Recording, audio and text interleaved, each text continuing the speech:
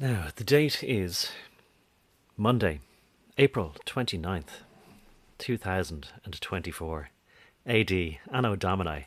I must get into a habit of saying Anno Domini, the year of our Lord. Now, look, I hope you're not getting sick of hearing my voice. Sometimes I wonder whether I ought to just say less. But of course, most of the time for me, not of course, but just to let you know anyway, I often don't feel like bothering doing anything, let alone streaming. I usually feel like, what's the point? Whether streaming or making a video or whatever, what difference does my voice make? All that sort of stuff. But I am trying to counterbalance that with the thought that, well, what would it really hurt to try? I mean, I guess, do you know what it is? Sometimes when I make a video or I upload a video or I do a live stream, I lose subscribers. Now, of course, that could be due to any reasons. I mean, there could be reasons such as somebody closes their account or their account is removed by YouTube or whatever. Or indeed, as I said before, sometimes people accidentally subscribe to you by clicking in the wrong place on a short video. And they go later on, who's this guy? I didn't want to sign up to him. Or you say something, maybe then it gets into the realm of where, you say something that offends them. But it might also be that they kind of go, listen, I'm getting too many subscriptions now from this guy. I don't want all these subscriptions. But I try not to get myself paranoid or focus on those kind of negative things. I do sometimes think that I might have too much of a negative perspective on things, even though it seems to me that to be an optimist or to sort of be happy about anything in this world these days would be kind of bizarre, to be happy about anything. So anyway, what I want to say to you is, look, this is kind of like maybe just letting you know about one kind of video, and then I'm going to just extrapolate from that a little bit towards, like, say, the Cultural Revolution in China, which is, I think a lot of people recognize it's this cultural revolution to do with a sort of a communist ethos that is, or has been, taking over and metastasizing, I suppose is the phrase they use a lot, as though it was a growing clump of cells, what it would be like, a type of excessive growth akin to a cancerous growth that is happening throughout our Western world. And has been for quite some time. And look, a lot of us think that we're at the late stages of it now, but maybe no, it's just getting going, Maybe things, as we kind of tend to forget, can always get worse. That's the lesson I've learned throughout my life. When you think you've hit rock bottom, no, you've only reached some kind of soft, sandy floor of the ocean, but it can continue to go down. You can keep digging for miles and miles. So again, I'm getting a notice now about the audio stream's current bitrate is something or other, but I'm not sure how to do anything about that or where I can find more information about that, so I don't know. I'll continue on anyway. It looks like there might be one or two people listening already. So, again, people might have various opinions on Mark Dice. I know that his real name is Shoal Dice, and so people think that implies something. It says, if you Google him, it says that he started a Christian movement in California, and it's a conservative type of Christian movement. What I would say is, like, of course, like anybody, don't trust anybody 100%, but all of the videos that I see him making are very good, and they speak a lot to what's happening in our countries, in our culture, the Western sort of political sphere of the world. And I'm often surprised at what he is able to say on YouTube and what he's able to talk about and what he's able to show. And, he does sometimes say things like, well, I can't talk anymore about this. You got to buy my book, or you got to check me out on Rumble or Locals, I think he says as well, which is, I'm not really sure what that is, but I think it's attached to Rumble. But anyway, I know a lot of people will be saying, oh, he's controlled opposition. He doesn't criticize Trump. He's too much for Trump sort of uncritically. Maybe that's the angle there. But for everything else, I mean, he's great for reviewing and analysing, as he says his function is, the rest of the media. So he does it very well. And it's not, I suppose, that this particular video that he's made today on Monday, April 29th, 2024, is much different to any of his other videos, or at least stands out much more than other videos. Some of his other videos, I think, have stood out more, and I've posted, I suppose, just quick commentary with a link to them in my community tab, where you can kind of, I suppose it's like YouTube's answer to Twitter. So I don't know. Maybe there's no point in playing any of Mark Dice's particular video here today, but you can see maybe what's on screen there. Jerry Seinfeld eviscerates extreme left for making comedy PC, as in politically correct. But Jerry Seinfeld's Seinfeld TV show, it was perhaps part of the downfall, or what contributed in its own way to the changing of our society, to the denigration of our society, the sort of do whatever you like and there's no consequences, be selfish, be somebody who just, sort of messes about, acts like a child in an adult's body, refuses to conform to whatever might be the sort of rules of society, unspoken, usually rules. I did like that he was picking apart at things, and it did make things very funny, but perhaps picking apart at this delicate fabric of society, it did help to destroy it. Jerry Seinfeld in the past has complained. I mean, I remember he's complained about how everything is too politically correct, and I remember probably 10 years ago, could be more, when he said that he would no longer play gigs, he would no longer do comedy stand-up routines live in college campuses, because he said college campuses were too politically correct, or they were too left-leaning, or they I don't know if the word triggered was used much then, but he said that there was too many people getting agitated and protesting just against what his brand of comedy was quite mild-mannered. He's the guy who was basically known as the fella who was like, what's the deal with airline food?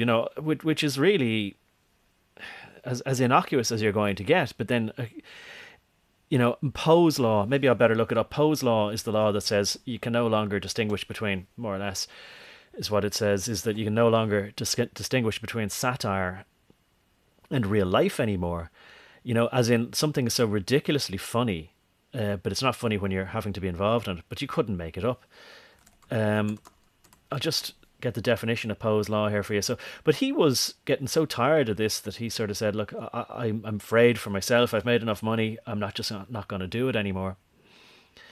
So people mightn't be familiar with this. It's been there since quite early on in the internet, I think. Poe's law is an adage of internet culture which says that without a clear indicator of the author's intent, any parody of sarcastic expression of extreme views can be mistaken by some readers for a sincere expression of those views. So if you try to, parody, a triggered leftist, people will just take you for a serious. And so you can no longer really do satire anymore. Poe's law is based on the comment written by Nathan Poe in 2005 on christianforums.com. Okay, fair enough. So that's where it originated. But it really applies to everything else these days. The message was posted during a debate on creationism, where a previous poster had remarked to another user, "Good thing you included the winky, otherwise people might think you are serious." The reply by Nathan Poe read, "Without a winking smiley or other blatant display of humour, it is utterly impossible to parody a creationist in such a way that someone won't mistake it for the genuine article." Well, now creationists aren't really, any kind of an issue anymore. We'd love to go back to the days where we could just have genteel arguments of creationism versus evolution, I suppose it was, the theory of evolution. But anyway, I won't read any more on Poe's law there, but as I say, it more or less is that parody is dead now, or satire is dead, because people have no senses of humour. I titled this stream that comedy, something along the lines of comedy is the greatest weapon now against the humorless left, and that's why they killed it. That's why they needed to kill comedy. And so I kind of looked into that a little bit. Humour, under the comments of Mark Dice's, this is actually what prompted me to just say, look, come on, I'll do another quick live here and sort of spending what could have been a week doing a whole thesis on this and a video where I edit it down. I know this is imperfect, but this is my thinking along the lines of, look, right now I'm going to say more is probably better, even if it's not perfect, even if it's not concise, even if I trip over my words sometimes, you know. At least you can see I'm human. So this guy, I better give him credit. His handle is Jakob3962. I'll see if I can search for it and just get it up on screen here, so you can read along while I'm reading it. Humor is the major weapon against the establishment. That's why they killed it. And Howard Stern is featured in this video as well. Howard Stern just recently did an interview with Joe Biden where he was trying to sort of, I don't know if it's a phrase outside of here, but we say plumage sometimes, which means buttering somebody up. I'm not even sure if that's an international phrase. Blowing smoke up somebody's flattering somebody with the intent, insincerely, flattering them, hoping to get them to drop their guard so that they'll think that you're a good person and be receptive to whatever little manipulation you're trying to do, So Joe Biden was being interviewed there. It's amazing, in studio by Howard Stern, who has become recently more or less like Howard Hughes, somebody who is deathly afraid of germs, in a way that's well and beyond even what we would have thought it was possible to create in people's minds from 2020 onwards. Prior to 2020, if you acted like most people did in 2020, what they would call you is a paranoid hypochondriac. But everybody became a paranoid hypochondriac in 2020. But Howard Stern was and still is at the foreground. When people just when there was a quiet armistice, you could say, against the VidCon convention of 2020. So I'm going to make the comparison. It's tangent and I'll come back to it. So with regard to Howard Stern and this kind of paranoid hypochondria, I'm going to make the comparison to the end of World War II. So people might be aware that World War II officially, to this day even, still has never actually officially ended. There was an official declaration of war, but there was no official declaration of the end of war. What there was an armistice, and I'd better look up that word, but armistice just means a cessation of hostilities, but it's a temporary one. It's not an end of the war officially. And in the same way, there was an end to the VidCon convention of 2023, but only because people started filing out one by one, small group by small group. But nobody from any government ever said, congratulations, everybody, you've all, done your bit now, and we can declare an end. There's no need to be afraid anymore. No, they said, continue to be afraid, but keep it as a background fear. But now we have something else that we need to be more fearful of for the moment, and that was the terrible war between Russia and Ukraine.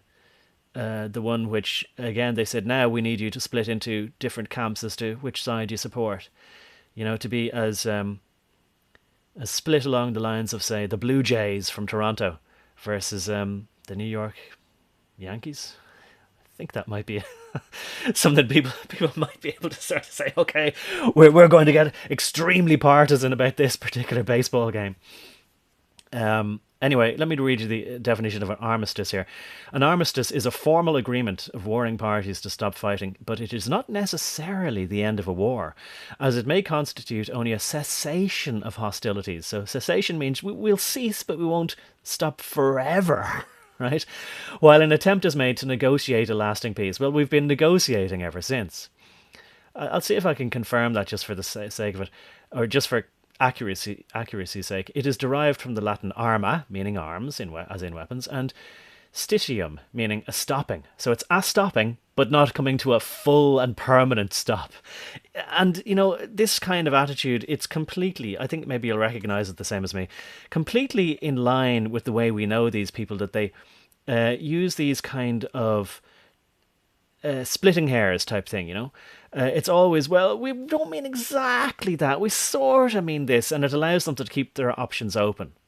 That's what they always like to do, to keep their options open so that if the situation changes, if the wind starts blowing in a different direction, culturally speaking, they might go, oh, no, no, we never said that, definitively. What we just meant was at that time, that was the advice that we gave, if people chose to accept it. But we never forced people to take that advice. Oh, no, that was just us. We were learning, you see. All of us were learning as we went along. Oh, we weren't dictating anything or demanding anything that anybody do anything. Oh, no. No, no, no. It was just the best advice from the experts, We were just following international best practice and we were struggling to find a way out of this unpreparedness that we were in, We hadn't done any trial runs or dress rehearsals. Oh, no, no, no. This thing just happened and took us all by surprise, and we were learning at the time. So we didn't tell anybody to do this. We didn't lay down any mandates or diktats. Oh, gosh, no. So this is how that's why they love these vague definitions. Because it allows them wiggle room, because they are very slippery and wiggly. So I think I can see a comment there. And sorry for sounded like, I don't know what I'm doing here, but Alan Hargreaves. I can see it's just the way I have things set up here. I can see the title of your username, but I can just see the first line of your comment. It says humor became more personal. Damn it! Is there a way that I can open this up a bit more? Okay, humor became more personal and more nasty. Stephen Crumley there says, cheers, bud. Cheers, Stephen. Alan Hargreaves, the voice of reason, says, ironically, the more right on everything became, the more based on personal attacks. To take the mick out of a group is less vindictive and also funnier. Yeah, I mean, people did become humorless very much in that context, in the sense of they started to think, well, they had very thin skins. They were told that they were perfect. There was a whole generation told they were perfect. And so they thought that humour or poking fun at them was a personal attack. Whereas actually it was the way that a lot of guys would bond with each other, They might make fun of each other, but as long as you knew, and you could tell, and there's a way of telling that it's coming from a place of maybe not exactly love. I mean, because there are always these kind of mixed feelings, but it's not coming from a nasty place, And, men and boys could bond over this kind of, metaphorical sort of pushing and pulling or what's that? Like rubbing somebody's hair or patting their head, that kind of way. And so, when somebody touches you like that, that's not an assault. It's a friendly sort of, ducking and diving and knocking and that kind of stuff. But it's not intended to physically harm anybody. But of course, now that they've instilled this whole legal way of looking at things with everybody, that people are also trying to win the lottery by all this kind of legal suing people and all that sort of stuff. People have been taught since the days of spilling coffee on you that you can sue McDonald's and get rich. Although I know there was a bit more to that case than meets the eye, but people are hoping, this will be my payday. Somebody rubbed my hair or tousled my hair was the word I was looking for, And then they go, that's assault. I saw it. I have witnesses. This sort of stuff, Miss Maskell says, listening while working. That's great. That's the kind of thing I was kind of hoping for, that people would be able to just say, yeah, this is something to put on now in the background. Every word that he says mightn't be note perfect sort of thing. And there might be a bit of more pauses than I would like. And a bit more ums and ahs than I wish I would do. But, as I say, maybe it's something that might sound, I hope, normal, right? Whatever that means in this world these days, to listen to while you do other things.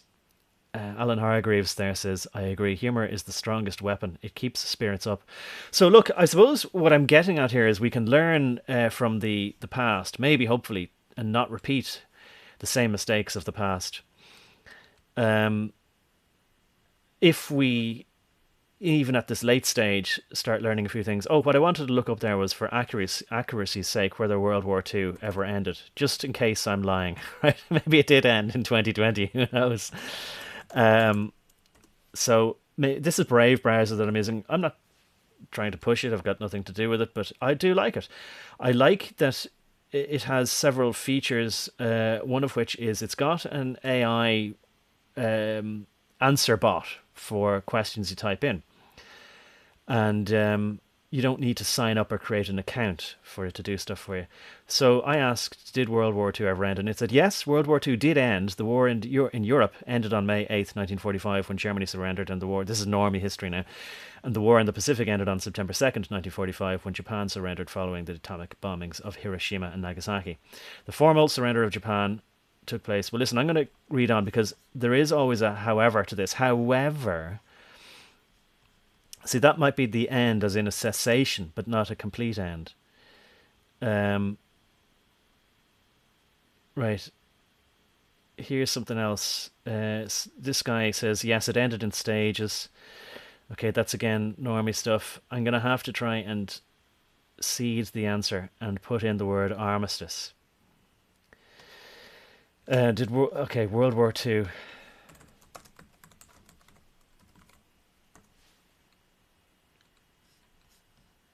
Armistice of June 22nd, 1940.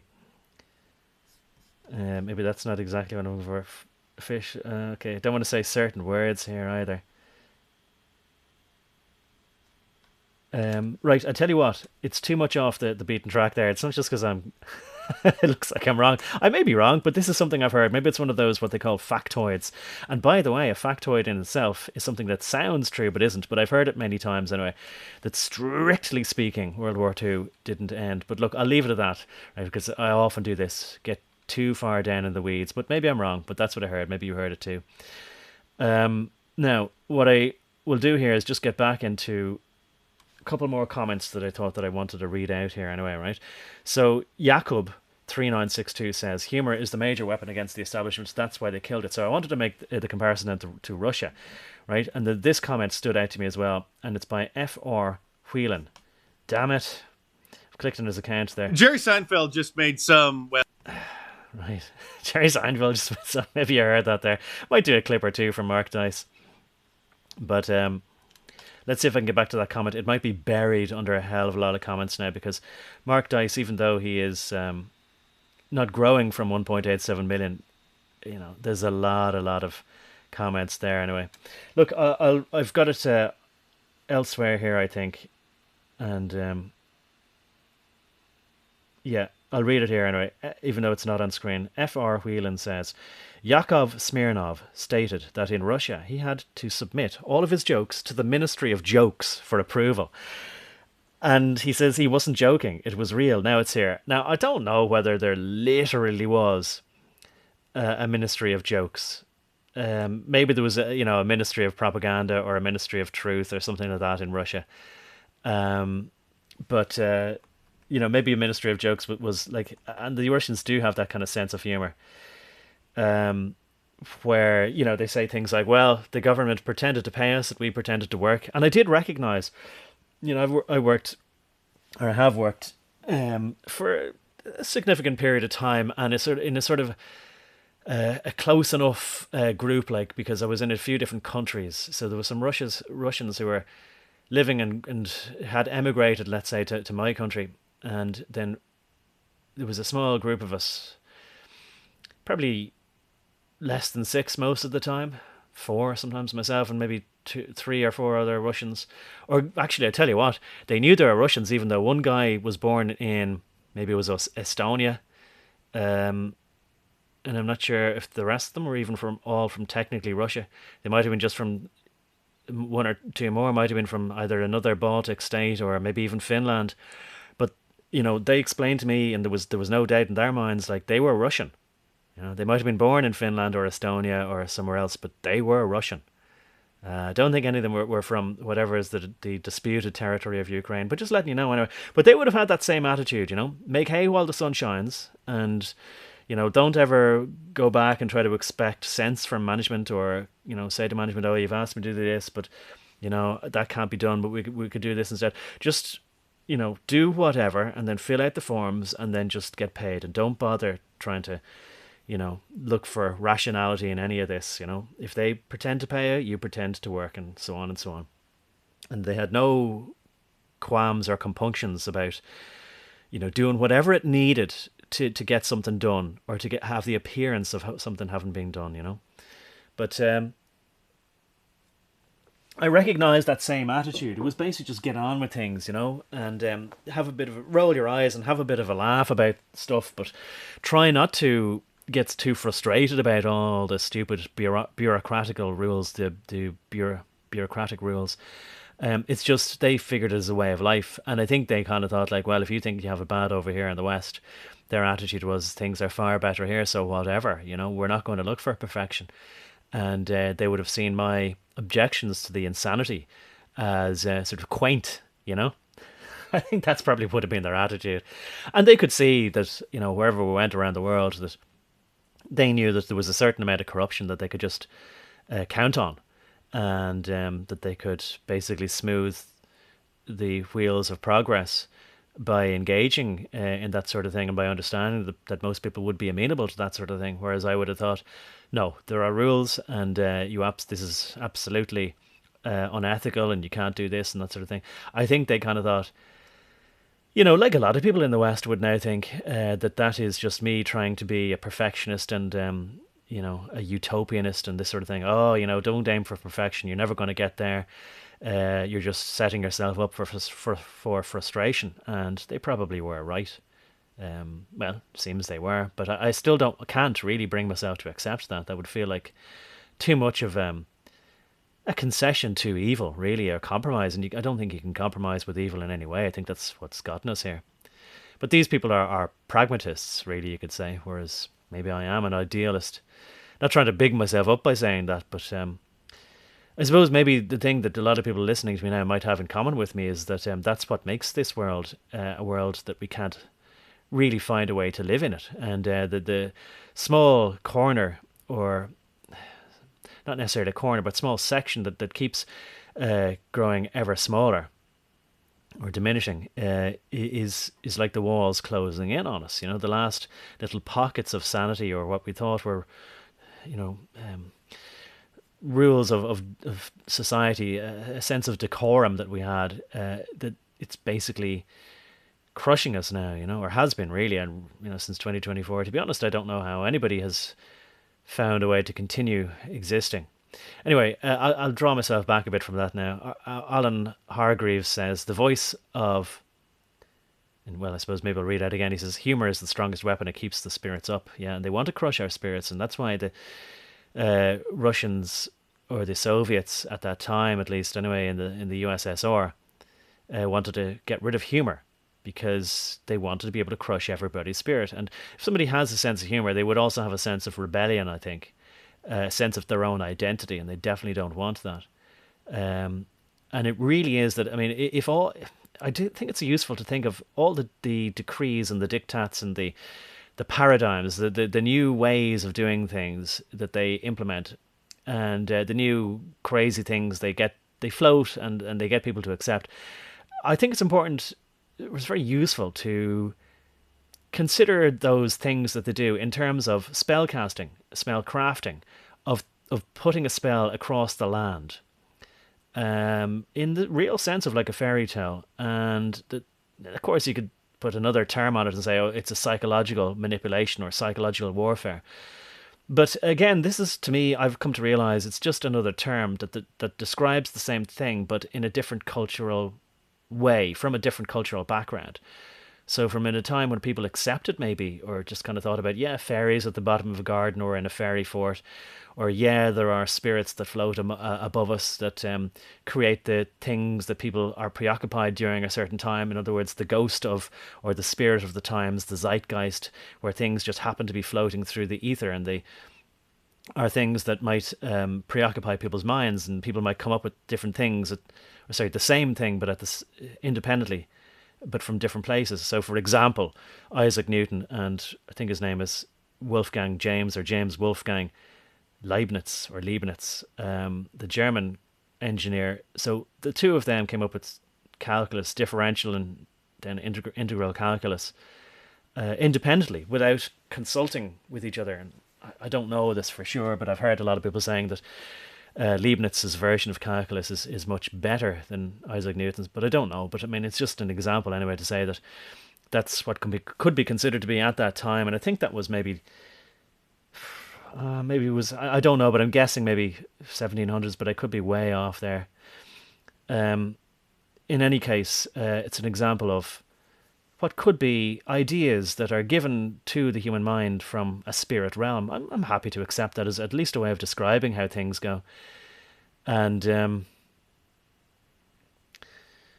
well, I know I've gotten off the beaten track again here, but I'll say this: when people are doing scientific experiments, there is a scientific methodology, and most people don't follow it. And when I talked to, I can't really claim to say that I'm a scientist or an engineer or but whatever, but if I did do anything that required and I usually did, that required a disciplined mind, I would follow the scientific method, and I'd talk to other people about it, and who were supposedly engineers and scientists, and they didn't seem to know what I was talking about.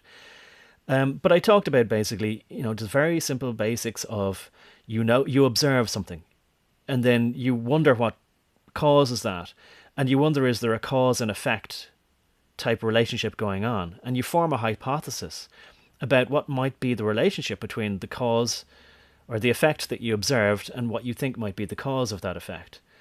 And one of the things that you might try to do is to establish that there is a linear cause and effect going on, is that you look at you observe the effect, and then you see if can you change the input, can you change what you think might have caused that. And if you observe then a commensurate cause, especially if you can measure it in a linear way, that there's a one-to-one relationship, like if you dial up the notch of the input or the cause, what you think is the cause, by one, and you notice then a step change up by one in the effect, then you might say, yeah, I think that is. You do it two, and you observe it again, and then maybe you dial it down three, and you observe it dialing down three. You say, I think I've established a cause and effect relationship here.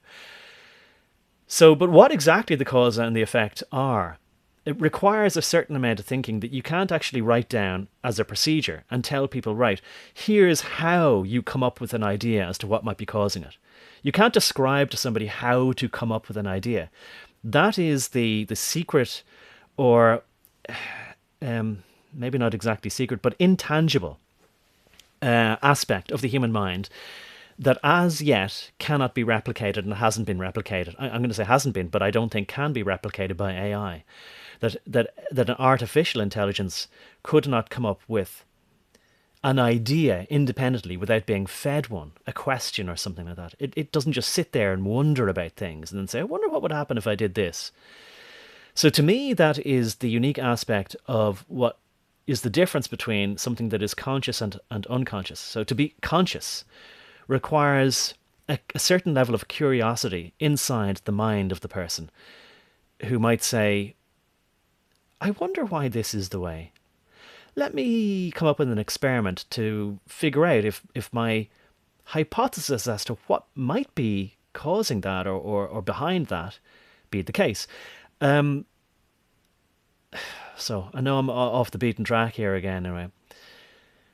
But it seems to me that most people don't wonder that anymore. And to crush somebody's spirit, to get rid of their consciousness, to turn them into effectively a human automaton, a robot, a biological meatbag of a robot, would be to crush their spirit, and part of that is to get rid of their sense of humour. And now that's maybe a long-winded way of explaining, of helping you to realise in a different way, not that you didn't already know, that there's plenty of people out there, and people who were born, even 20 years ago, or maybe 25 years ago, fully born in this cultural revolutionary time in the Western world, where they never knew a time when there wasn't such a thing as political correctness, because political correctness and the enforcement of that has been going, I know, because I've been in the workplace since the 90s, where these kind of things were enforced. And it was always, well, there might be somebody who might visit the office someday, or maybe who might be in another country that we might send an email to. They might be offended if that was in an email or something. So it was always, just like authorities are always at a remote distance. And I've noticed, and I've observed, that the further away an authority figure is, and the less distinct, the more opaque it is, the connection to the authority or exactly who they are, the more authority they are perceived to have. And the further away somebody is from you, and the less distinct that they are exactly who that person is, the more people worry about causing offence to these sort of nebulous people out there somewhere that they don't want to cause offense to. So that's what the appeal is always to, what we have to follow rules. Oh, well, we have to have this stupid rule, or these orange line or yellow lines, or you have to wear this orange jacket, or we have to have this sort of purple or red ropes or cords sectioning off this section. Or I tell you, here's a good example, right? I worked in a small office one time somewhere, and there was only something like 20 parking spaces, but right next to the door we had a parking spot for disabled people.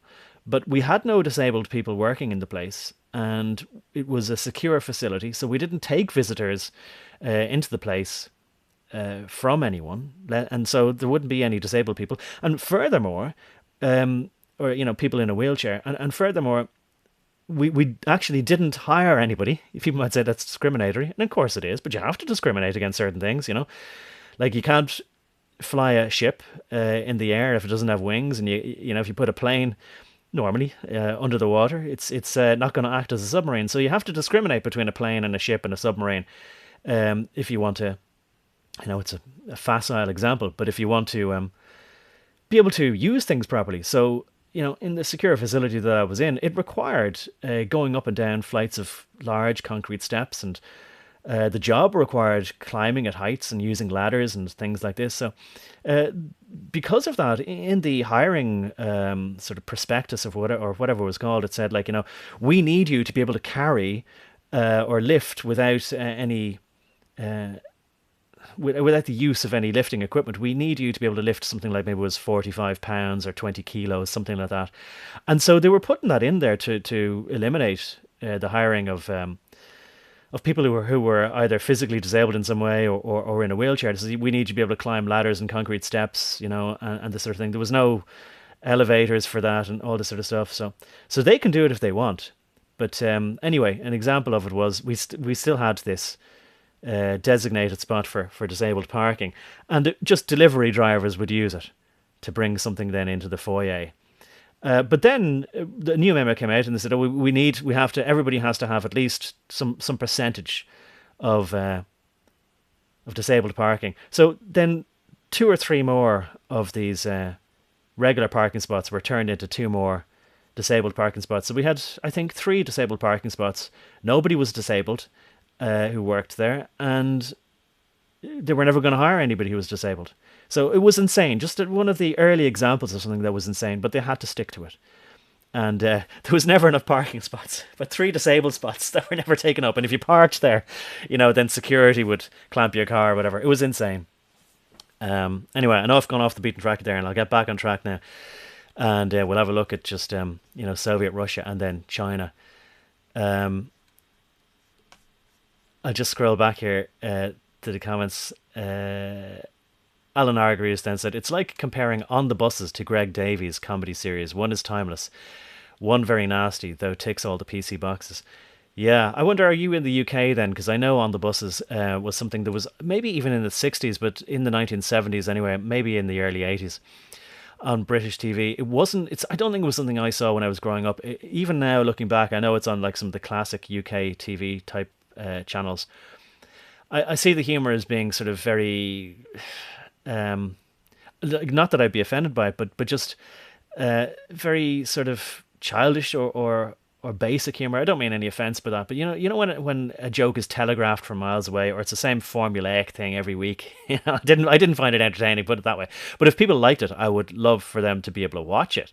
But I'm going to say that it's very comparable to, and people were talking in the comments on Mark Dice's video, very comparable to both Al Bundy in Married with Children, and then what's the guy's name in All in the Family? I know Jack knows this guy as well, and his name has just escaped me now. I'll look him up there. All in the Family.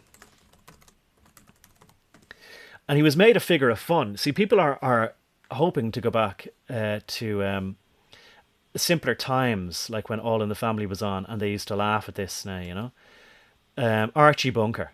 But as Jack well knows, and I've heard him saying before, no, we don't want to go back to that time when Archie Bunker was made to be a figure of ridicule. Because All in the Family and Al Bundy was also made to be a figure of ridicule, like that he was once a star quarterback, or maybe no, maybe not quarterback, a star. Is it a left field or something like that, where he made 4 touchdowns in the same game. He was always boasting about the glory days, whereas now he just worked a what was considered to be a humiliating job. But now, of course, we think we'd like to go back where you could support a family and have a nice home and have weekends off and all this sort of stuff by just working in a shoe shop. But the idea was supposed to be that it was humiliating, that he was on his knees all the time to women. And women would come in, and it was supposed to be not something where men would like doing this, that it was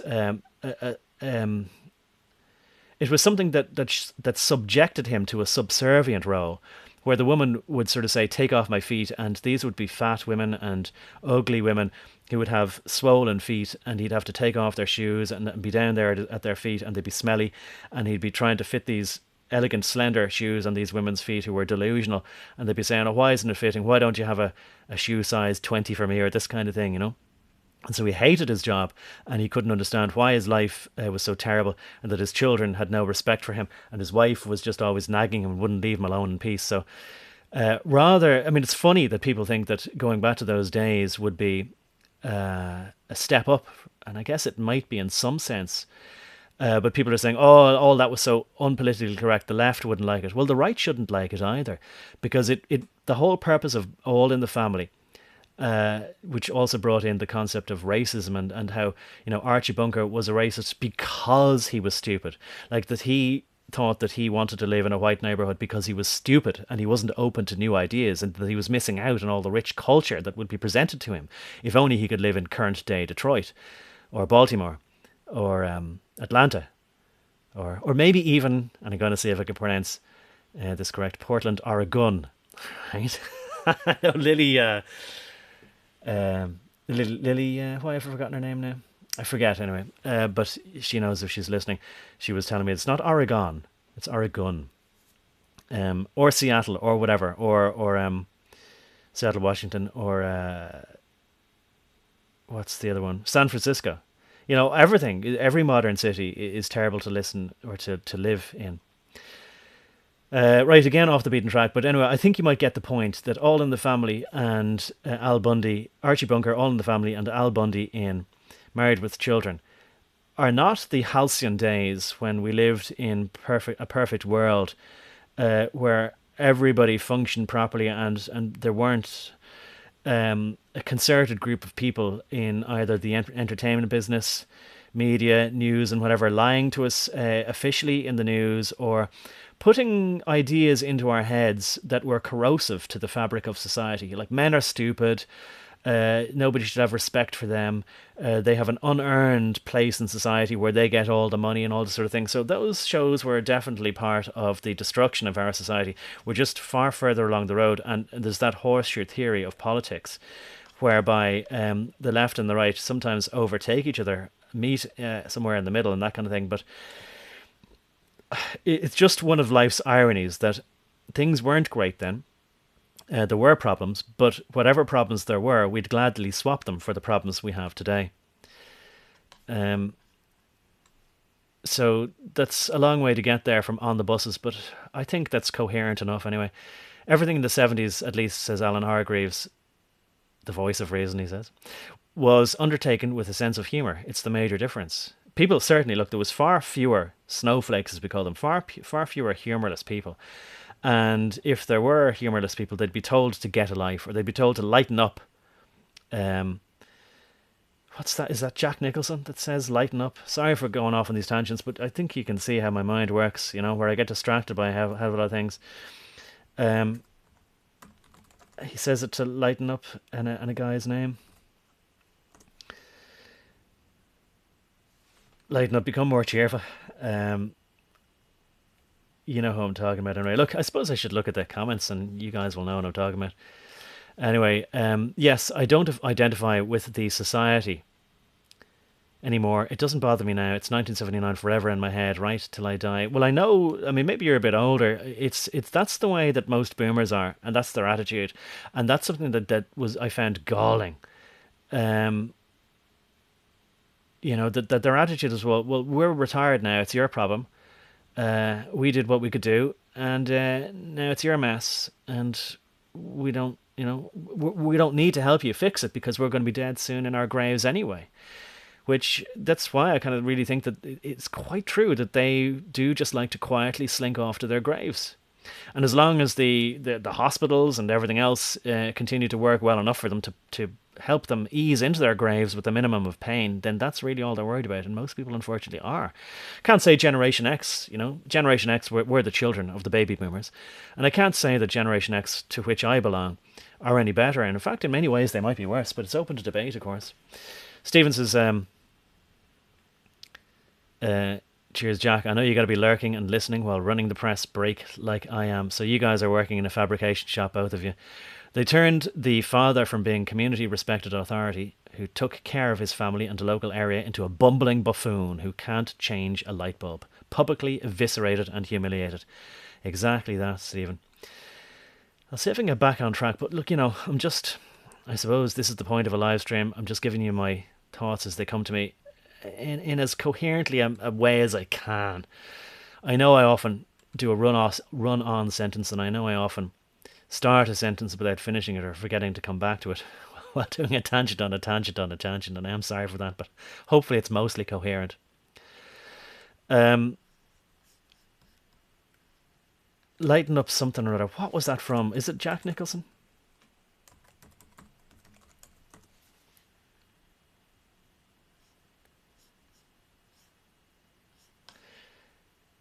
Jack Nicholson said,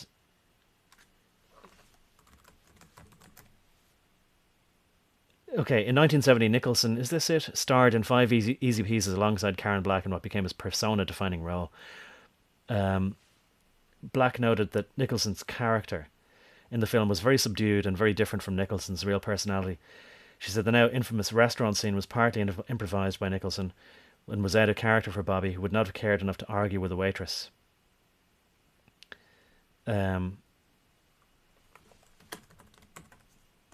No, maybe that's something else. I can't even. That's the name. I can't remember. Lighten up. Not Jack, but something else. Anyway, doesn't matter.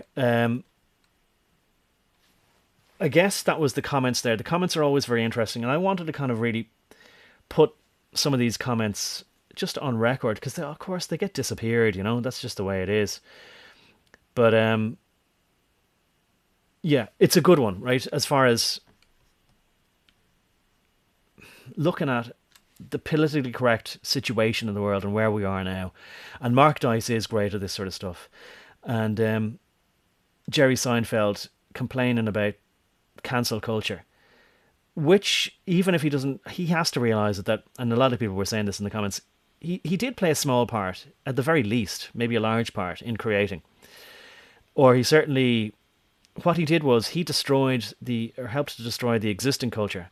And you can't do that without having something to replace it. That's what the people in charge know, or the people who are bringing out the nascent Novus Ordo and then the Seclorum. They know that in any power vacuum, in will rush something else to take its place. So that's why they create the alternative years in advance, generations in advance, so that their new paradigm can rush in to take place of the old. And that's what they mean by the new world. Really what they mean is the new way of doing things, the new world culture. And I used to think it'd be a great thing if we all were a one world culture. And as I thought it was as a child, because I think I heard that, in the Middle East, Santa Claus doesn't go to those children, and I thought that was terrible. So it was coming from a place of wanting everything to be lovely and fair for everybody. I said, I hope the children there can get Santa Claus, Here's another part which is worth looking at there, and it was what's the fella? He's now an arch PC guy, and he did an impression of some black comedian, and he apologised unreservedly about it. Jay Leno has also apologised for making jokes about Koreans eating dogs. I didn't think Jay Leno would ever apologise, but he has, Maybe I'll just play this clip anyway, of because I forget his name. But the guy, he's a real slimy PC guy. He's got a late night talk show host, so he knows he had to kiss the ring in order to be famous and rich. Years earlier on Saturday Night Live, when it Jimmy Fallon resurfaced by the twits on Twitter, saying, in the year 2000 while on SNL, I made a terrible decision to do an impersonation of Chris Rock while in blackface. There is no excuse for this. I am very sorry for making this unquestionably offensive decision. And thank you. This is the best part. Thank you for holding me accountable. So I'll leave it at that. And I don't think Mark would copyright strike me, but he says, to his accusers, or he says to his persecutors even, thank you.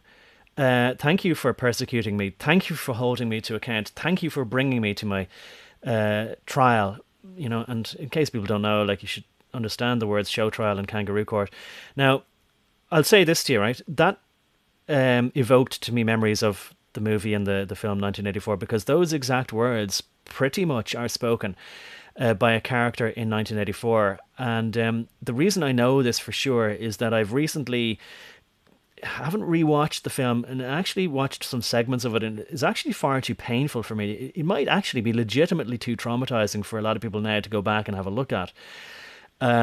What I mean by that, let me just sort of say, to say traumatizing, like it put a lump in my throat, so much so that, when I was trying to talk, my voice sort of went, it left me. My voice turned into a whisper, that kind of way. And while I'm doing that, I mean, I'll recommend that if you like, I think I'll release it on YouTube this Saturday coming. There is a sort of a copyright violation on it, but I've narrowed it down to just a part where the copyright owner says they will allow that proportion of it to be played. So I'd rather not do that, because then at any point they could rescind that. But nonetheless, I think I'll release it on YouTube. Anyway, if you'd like to watch it early, I think I've uploaded it already. I have, to Odyssey. Maybe Rumble I did as well. And it's about Winston, as in Winston Smith, and the clandestine love affair he had with Julia.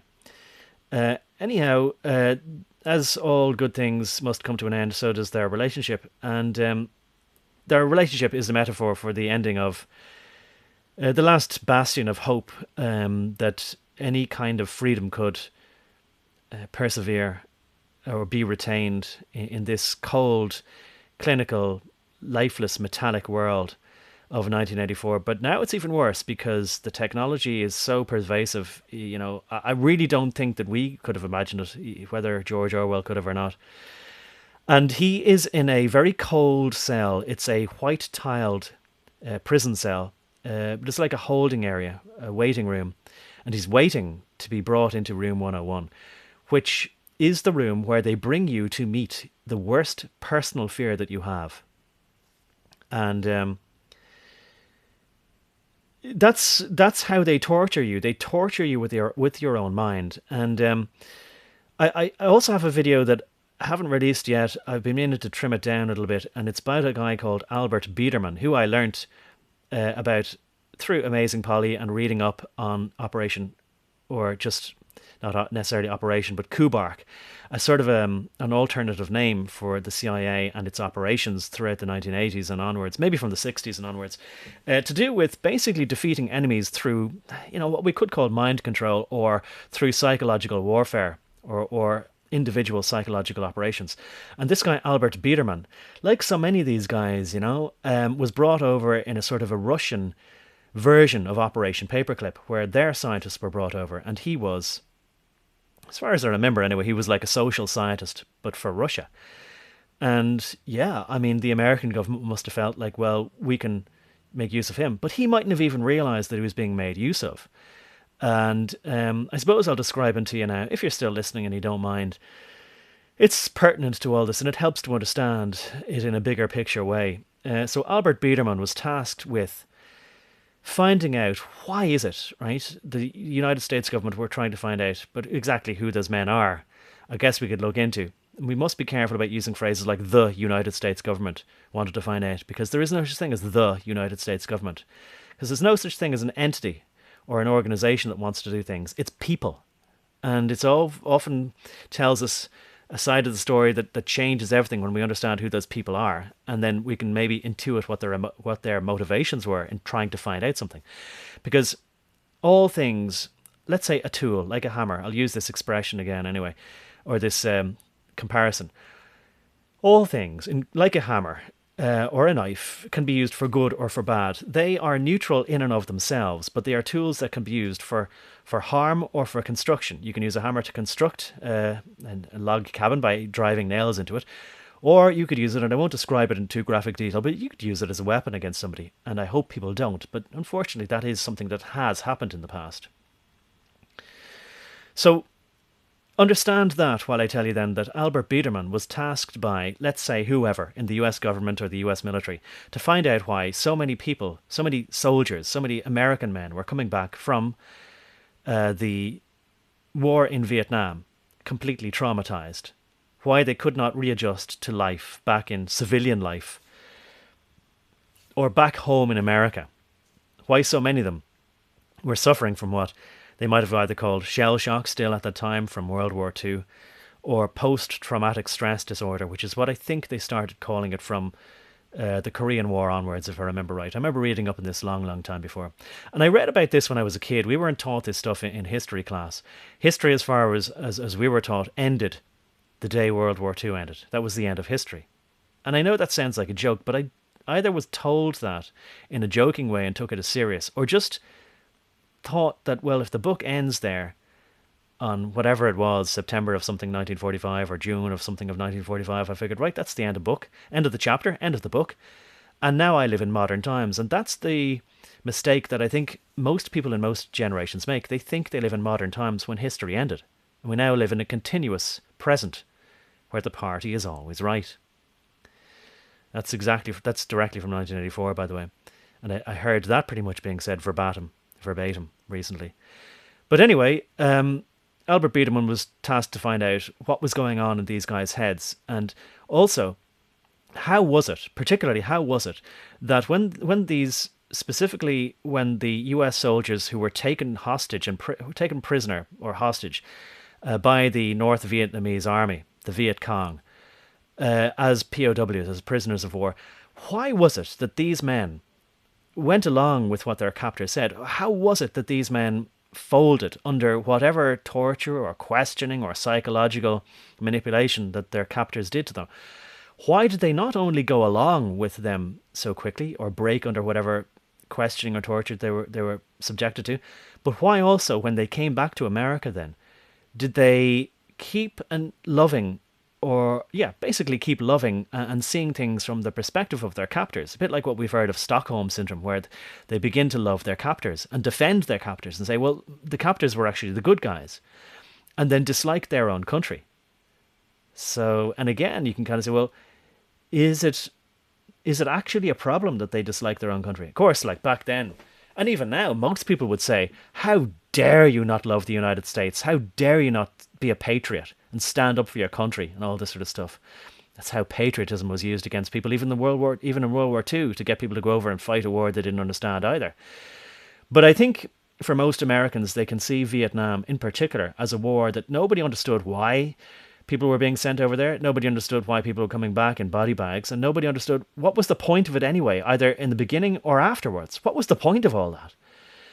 But Albert Biederman, was tasked with finding out how was it that the North Vietnamese army, the communists on this side of the war, so-called, were so effective in not only breaking the minds of these American GIs, government-issue soldiers, but how whatever programming they did, let's call it that anyway, just for sake of a want of a better word, what rearrangement of the perception of them in the minds of these people, how was it so not only effective but long-lasting?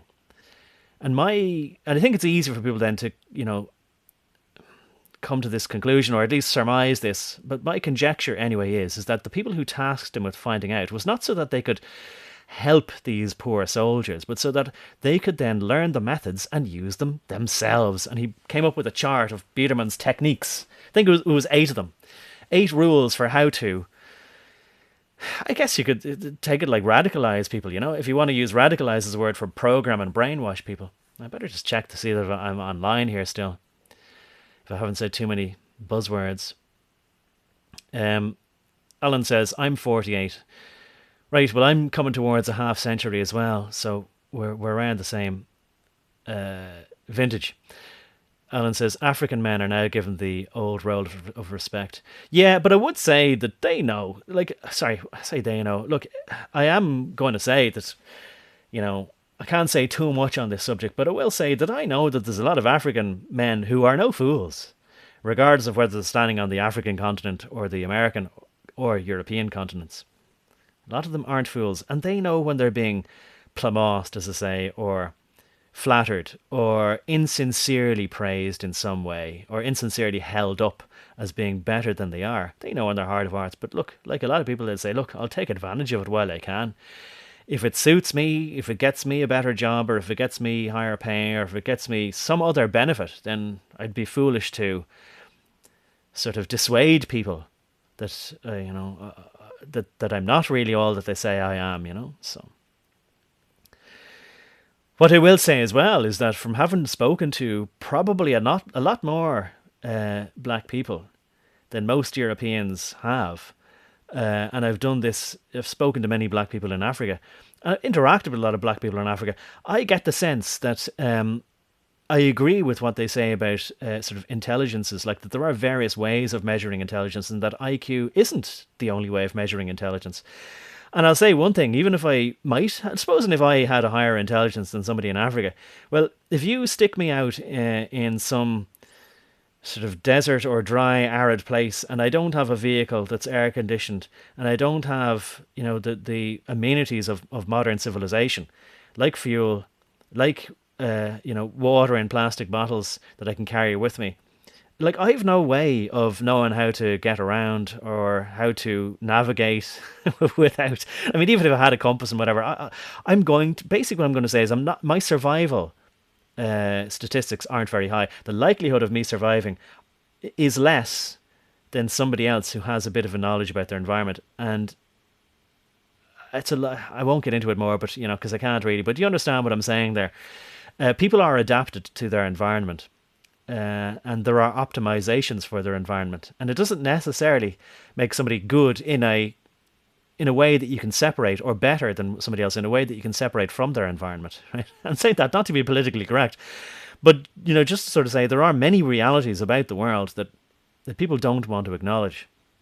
But I think that I know that a lot of black people know when they're being condescended to. They know when they're being sort of demeaned in a way where the way where white people, and oftentimes you see it where white women are excuse me, treating them as though they are little children who don't know what's going on.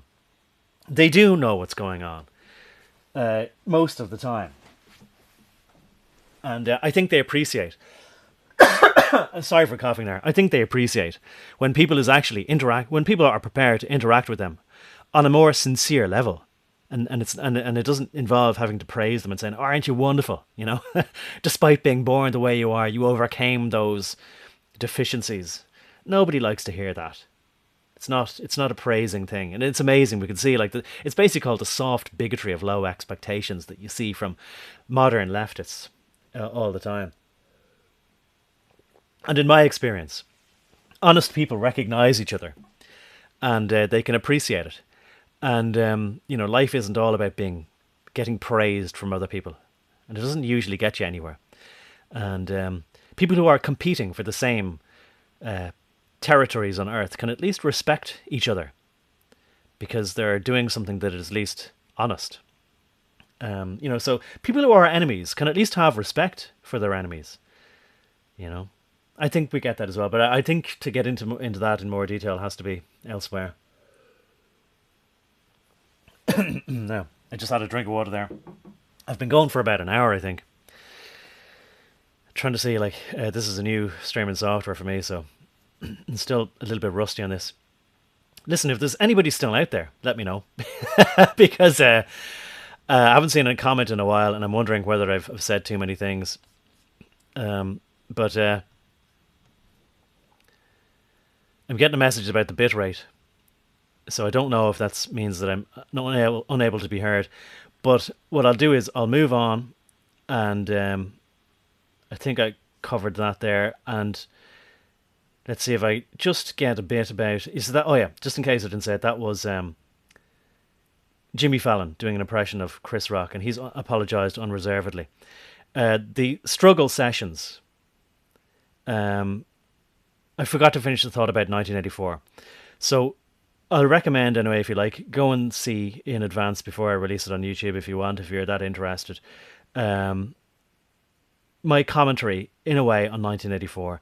And I'm going to admit to you, like, while making it, it really did transport me back, both in a nostalgic way to 1984 and the whole thing about the book and the movie, and how really it's so sad. And I've often felt that I've gone through my own Winston Smith and Julia type of relationship where I felt that I was betrayed and that a girl that I was going out with or had a sort of relationship with for a time, that she, I think, did make it clear that her primary loyalty, or at least there was a loyalty that she had that superseded whatever loyalty she might have had to me or our relationship, and she sort of, I think, was more loyal to the corporation.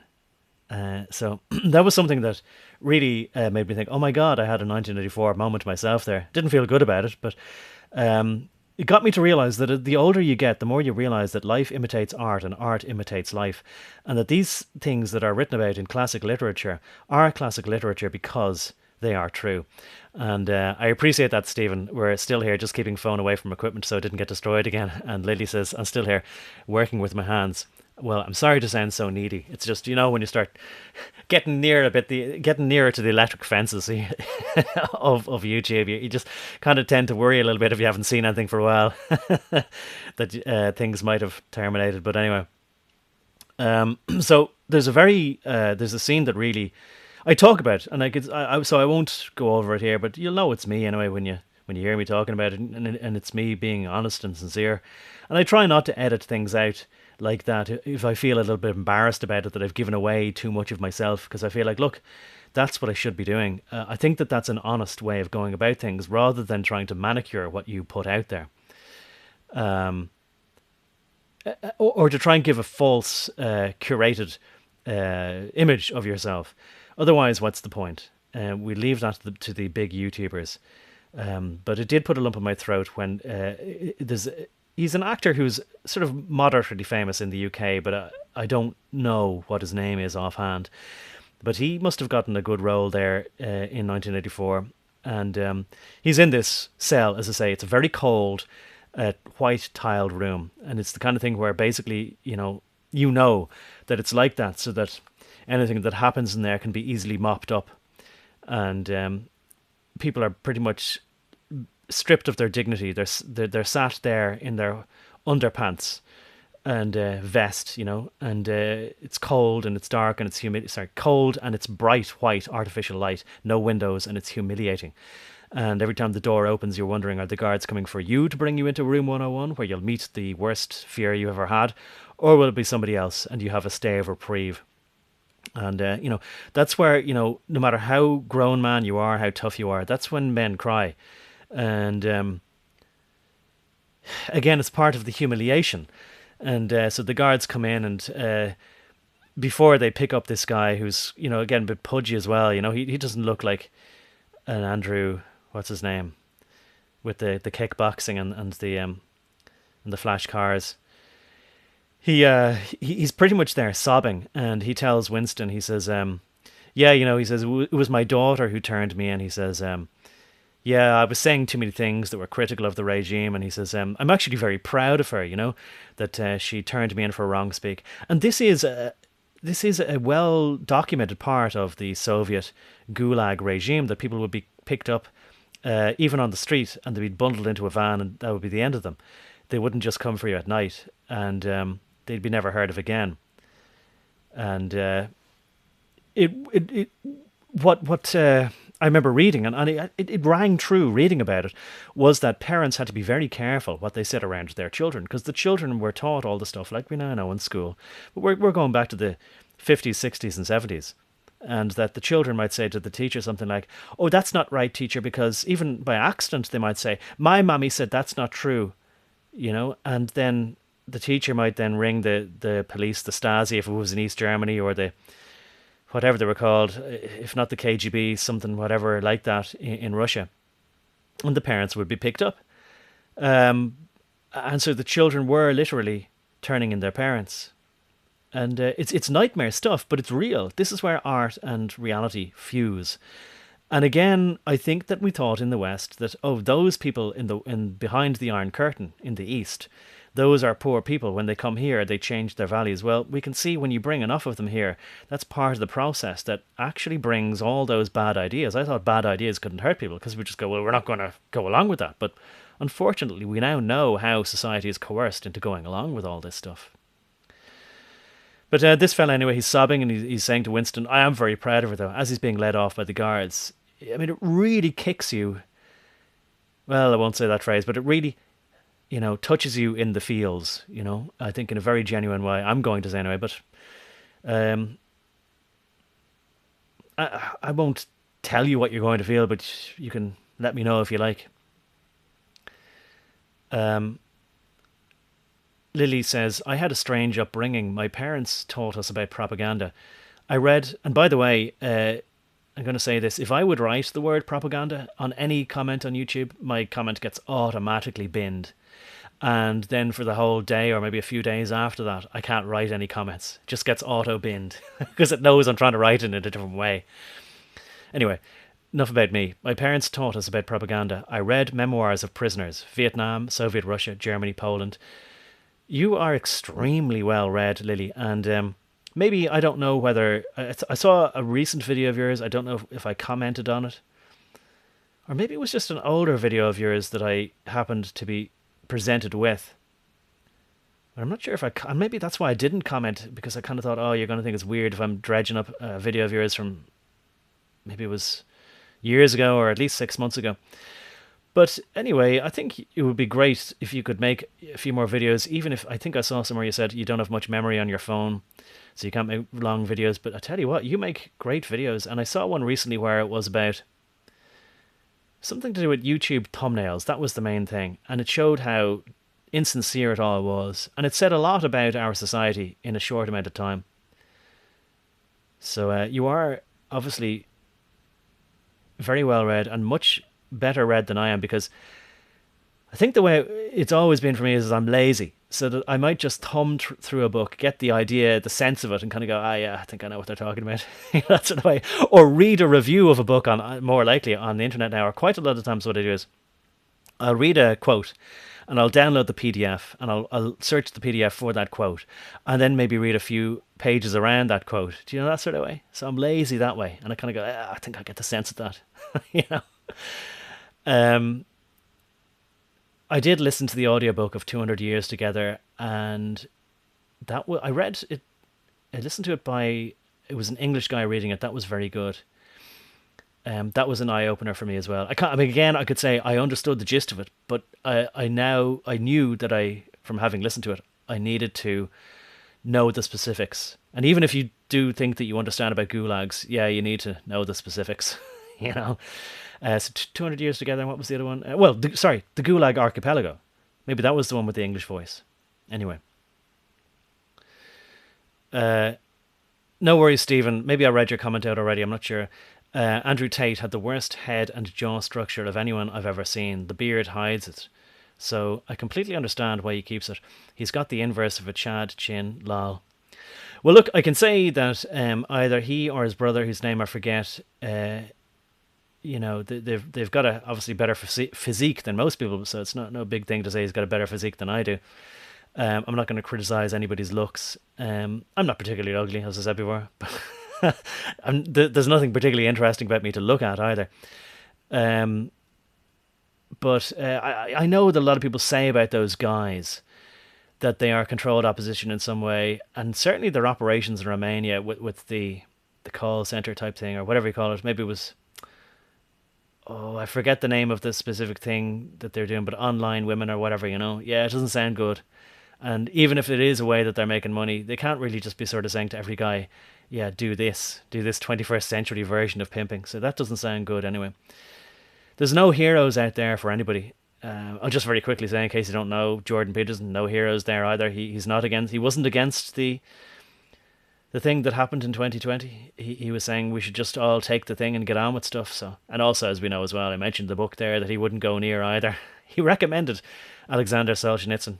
There again, we'll see how far this stream goes, but he wouldn't go any further than that. He just kept saying, I can't. Um, Alan Hargreaves said, supposed to be an influencer, lol. Talk about signposted. Stephen says, if you write the word, yeah, tir a ni, the same thing happens. Maybe I'll pronounce it a bit closer to that. Ter a ni. Or Tyran a col. Also gets auto-deleted for me. Yeah, I think I've noticed that as well. There's many keywords they say, we won't be having that. And yet, weirdly, what I've noticed is that there's a lot of other people saying, like, if you say this to somebody, they're going, why don't you just tell us then? And we'll talk about it. And they go, because I can't. That's why. Don't you understand? I can't say the things on YouTube here, in a comment. And then they go, well, I've no problem writing the word. And so, then they don't believe you. And that's how brilliantly the censorship works, because they go, I've not noticed any censorship.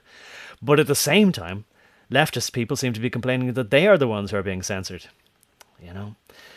It really, I have to say, the way they've gaslit everybody, it works so perfectly. I better get on with this anyway. I've covered the 1984 part, but that's straight out of 1984 and the struggle session. So I'll move right on to this. But as I say, Jay Leno is in there as well. I never knew that he had apologised. But look, I better show you this because this leads right into it. Then I'll read from Wikipedia about struggle sessions, right? So this is James Corden. I keep forgetting his name. And by the way, I really liked, I thought he was a great comedian, comedic actor.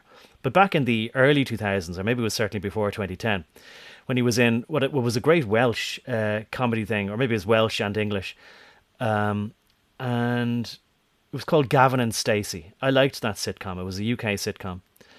And he was in that as a sort of a hilarious friend. But then when somehow he went to become the host of The Tonight Show and doing this, I mean, regardless of what you think about the video convention in 2020, when he was doing that Dancing in the Rain with Ariana Grande and all that, and I thought nobody would fall for that, but people thought, oh, that was wonderful. Oh, it just shows what a great light sense of humour they have, and, that helps us get through all the tough times. That was what the people around us were saying, instead of like being the insipid, saccharine sweet nonsense that it was. Terrible nonsense. Hack version of and so obviously trying to psychologically manipulate people. Just insane to me that people don't see it what it is. And that's why, I think we all realise that the problem is coming from people all around us, because most people around us lap this stuff up. It's incredible. But I'll play you this anyway, and then we'll get into the struggle sessions and what they are. He thanked those who tried to cancel him. Rock, now we're talking. Where is he? Man, oh man, read this book. I've seen Who Wants to Be a Millionaire, and guess what? Not a lot of black folks on the show. Right. And by the way, like, that was a pretty good impression. That was actually all right. So that's the most Jimmy Fallon has ever impressed me. But I want to move on anyway to this part here with, as I say, James Corden, the guy who I knew from Gavin and Stacey, but I don't know if that ever was well known over in the States. And but then, like, by the way, when I was in South Africa, like, I was in a place where I was staying with some people where they were watching The Tonight Show every night. Like, there's an equivalent of satellite TV there called DSTV that everybody, not just in South Africa, the country, but all over Southern Africa, even if you live quite literally in a second floor shipping container, and that's the way a lot of people do live, on every shipping container that's in a, what you might know as a township, or in South African what you'd call a location, an illegal settlement, every single hut or shipping container that they live in, they have their own DSTV satellite dish where they watch Jimmy Fallon on every night, or James Corden on The Tonight Show. That's what they were watching. It's just insane. And they seem to lap up that stuff as well, but maybe there's some that don't. But anyway, here we go. Stream late night talk show host, you have to be not just politically correct and unfunny, you have to apologize for your white privilege, like Jimmy Fallon is doing here when he had to sit down for a struggle session with the author of the White Fragility book, Robin DiAngelo. James Corden, who used to host the Late Late Show on CBS, but then quit because I think the network basically didn't have enough money to pay him what he wanted because nobody was watching his show. He had to sit down for a struggle session as well. In this skit, James Corden gets a lesson on white privilege. One of the biggest misconceptions about privilege is that saying you have it is saying you have an easy life or that you had it easy growing up. It doesn't mean that. What privilege does mean, specifically white privilege, is that your skin color didn't make your life more challenging. Oh, I hate racism. I hate racism. Let's try to keep going. She then continued. All right, so that's enough of that there anyway. And, you know, there's more to it. You can go watch it, of course. I actually hadn't realised first watch around that this was a joke. And again, that just goes to prove that Poe's law is real. That you can't do satire anymore because equally that could have happened or probably did happen in real life where somebody is saying to you, like somebody like her, who I know, by the way, and there is such a thing. Let me tell you, I'm going to say this. I'm going to be brave and let you know, right? So I did spend a lot of time in Africa, particularly the southern part of Africa. So including South Africa, Namibia, Zambia, Botswana, and Mozambique. And unfortunately, I was going to go into Zimbabwe, of all places, like what used to be Rhodesia, and go have a look at the Victoria Falls. But we noticed from going between Zambia and Botswana and Namibia and Zambia that at each border crossing, like at the border checkpoints, that they were holding the old temperature sensor to our foreheads. And the people didn't really know why, and they couldn't really tell us anything, but they were kind of going, it's just part of protocol, we have to do this now. So we're kind of going, something's brewing here. Maybe we better get home, like to the relative safety of South Africa, or at least the Western Cape in South Africa. But we did a big long round trip and we came back down into Johannesburg again anyway. So, but anyway, look, just letting you know for context. So what I'm talking about is from a certain amount of personal experience as well, you know. And well, what am I trying to say? Now I've kind of forgotten. I'll just be honest, I've forgotten. Oh yeah, all right. I'm going to be brave and tell you, right? So looking at this girl here, she does have quite light skin, and I don't know whether people have commonly accepted this, but if there is such a thing as people discriminating against people based on the colour of their skin, and if people are saying that white people have privilege, well then it would follow, and I think I've heard a lot of people saying that then people who have lighter skin but aren't necessarily white would have a certain amount of this privilege, you know. And what I'm going to tell you is that at least in South Africa or all over the southern African countries that I've been in, and maybe I wouldn't or maybe I'd be grateful at some point of anybody letting me know we're still live after I tell you this. So there's a phenomenon known as, or there's a phrase known as yellow bones. I'm going to tell you a couple of things, right? So, you know, I knew some black people. Maybe I won't go any further than that, just to say, you know, what my credentials are or whatever, you know. But one of the things that surprised me, I think that I noticed it in a supermarket in a place called Windhoek, which is Windhoek. It's the capital city of Namibia. It means windy corner in Dutch. I was in a supermarket there and I actually saw soap that was mercury soap. And I thought, oh, that's something they would have got rid of in the 50s or the 60s. No, there's still such a thing as mercury soap, and people, in other words, black people do buy it to lighten the colour of their skin.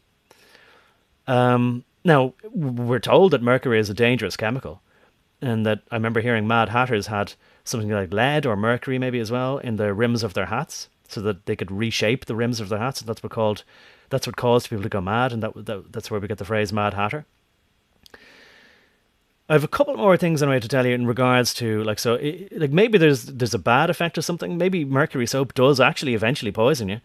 But look, people are prepared to put all sorts of things in their hair as colouring, and they're not necessarily worried if it says, oh, through long periods of use it may cause hair loss or cancer or whatever. People do what they want to do for whatever reasons, you know. So it exists, and it still exists, and I saw it in a supermarket there. I'll leave telling you another thing till another time. But anyway, somebody that I knew there, I was often being taught things in different languages and different phrases and learning things about different cultures there. And what I mean about different cultures, like, what people say and they do and the phrases that they use and things like that. I mean, just let's say, I'll tell you this, just to kind of get off the topic by way of comparison. What I found is, especially in the Western Cape, it's very comparable to the west coast of America, very much like California, in lifestyle and in culture, in lifestyle and in climate. And there's a huge surfer culture there, and maybe more so than in California. Maybe it's overtaken that. So yeah, maybe I said the word already, yellowbone. Stephen says, never heard yellowbone, but the most melanin ones here are called redbone around my area. Yep, that's a phrase there as well. But what people, and I'll say, okay, I'm going to have to say it, what black people, and there's a group of people there, an ethnic group of people there called coloured people. And it doesn't mean black people, it means people who are maybe coloured like this one on the screen here. And they might have an admixture of not just sort of indigenous, what were called, well, I say indigenous, but people who might have been there when Jan van Riebeeck, the equivalent to Christopher Columbus for South Africa. So in 1652, Jan van Riebeeck either first made port in what is now modern-day Cape Town, or maybe made contact something like 300 miles inland with the Khoisan, or what was the ancestors of the Khoisan people, who used to be called Hottentot in Dutch because of the sort of their language, had some of the clicking noises in it. That also the Xhosa, but you don't just say Xhosa; it's Xhosa, that Xhosa, like that, which are a different group, and they know that they're different to the Zulu group. The Zulu group is most of the ANC political party is really the Zulu political party, and there are others as well whose names I kind of forget now. But there's at least 13 different official languages in South Africa. But the Khoisan would be more in what was once German West Africa. And sorry for going on and on now if this is getting a bit long-winded. But that's kind of where these kind of more brown-looking people would be from. And if any of them, and all over the Western Cape and in South Africa, there's these what are called coloured people. And they don't see themselves as black people. They're coloured as far as they are concerned, and they call themselves that. But if any one of them would speak to properly, so when they go to school, they learn to speak English and Afrikaans. And in case you didn't know, Afrikaans is basically Dutch as it was in the 17th century. And then it forked from Dutch in Europe. And they would have then, from that point, just like, say, Portuguese from Portugal and then into Brazil, they become slightly different languages, but mostly interchangeable. And in the same way as, I think it was Oscar Wilde said about the United States and the English that is spoken there. He said the United States and Great Britain at the time, maybe he said, are two countries separated by a common language. So, but I have to, think when I'm talking internationally or when I speak to Americans, I have to remember not to say I got in the lift. They go, got in what now? I got in the elevator, And I even have to remember that over this side in the UK or in Europe, mostly there is, and if you get into an elevator, you're on the ground floor and then you press 1 to go one floor above ground floor. But in the United States, floor 1 is the ground floor. So that's another elevator thing. So I've always to kind of translate these little things in my head. That's just one example among many. So anyway, Afrikaans is a bit like Dutch. Very like Dutch. But they learn, so when coloured people grow up, they speak their own kind of version of Afrikaans. Now, it's not exactly a patois or it's not exactly a pidgin version. It's just a less formal version, you could say. But maybe, it's quite less formal. But in school, they learn the formal Afrikaans. And if they would speak too nicely with a nice accent, using nice words in Afrikaans and structure their syntax and grammar properly, then you know what I'm going to say. They would be being accused of their own kind of being a yellow bones, which is their way of saying, well, you might be coloured on the outside, but now your bones are turning coloured or are getting less. You're basically a white man on the inside. That's what they're saying, So when you understand this, you understand that it's got nothing to do with white people or Europeans or originally Dutch people or originally British people or Americans or whatever. That everybody has all the things in their mind, but they use all these things to split us apart, and they know that most people will be a bit selfish to sort of say, well, if the wind is blowing my way to favour me, if there are, and as they do have in South Africa, and as we now know, it's in Europe and it's in America, if they do have affirmative action and what they call in South America or South Africa, black economic empowerment, where if you apply for a job and I did, you have to tick a box. The next question after your name is, are you somebody who can qualify from AA or BEE? And if you don't tick that box, you aren't getting the job. You know what I mean? So it forces people then, like people are doing in Europe or America, to sort of say, oh, well, that's how I identify. But you can't do that in South Africa, So, it's just not going to fly. But anyway, that's what I'm getting back to with this woman here. A big tangent, but letting you know anyway that there are other things to be discussed, and we need to discuss things properly. And what I can tell you is that a lot of the black people that I spoke to, some of them, not a lot of them, but some of them, were prepared to acknowledge that, yeah, there is a reality going on there, and we all can see what the reality is. But of course, and I, as I say, well, maybe I didn't tell you already, but I worked in South Africa, and I worked in what are, large, multinational, very swanky corporate offices with people who have fancy titles and, oh, I'm HR representative for this, or I'm the public representative PR person in charge of this, or whatever, And, but I found the exact same attitude in Europe or America as well with women. There was one woman who was told explicitly by a director from America that she would see to it that she was being promoted because us women have to stick together and she's a woman. And she got the promotion and she told me about it. And I said, well, yeah, congratulations. But I said, I'd be annoyed. I don't know if you are. I'd never know now if I got it on merit or if I got it just because I was a woman. And, well, I was very stupid. I still am. I open my mouth too much. And she went, oh, no, I got this based on merit. So people will believe whatever they want to believe retroactively, Did we say the word internationalists? Right. It accidentally slipped out, but there we go. Listen, I mean, these days, even if you say the word neoconservative, as Mark Dice has pointed out, then they go, oh, you're into anti-Patty and anti-Selma. Stephen says, I never heard of Yellowbone, but the most melanin ones around here are called Redbone. It's the same idea. Anyway. But look, what I guess in general terms, and I'm not trying to be all egalitarian here, in general terms, you're going to find very seldom are you going to find honest people who will be honest enough to sort of say, I'm going to be honest even when it makes things not go my way, even when it's not advantageous for me, to be honest. Very few people are going to be like that. And if you do, most people will think you're a fool. And people say to themselves, I don't want to be a fool, and I don't want to lose money and be called a fool. I don't want to lose the promotion and be called a fool. And if I don't take the promotion, somebody else will. So I'm a good person. It might as well be me who gets the money and the promotion. So that's knowing that that's the predominant human psychology out there. That's how easily they've been able to take over everything and divide us and conquer us and all that kind of way. And make sure that there's very little chance of people banding together, because the only time people do a revolution is when they know that they'll be the one in charge afterwards.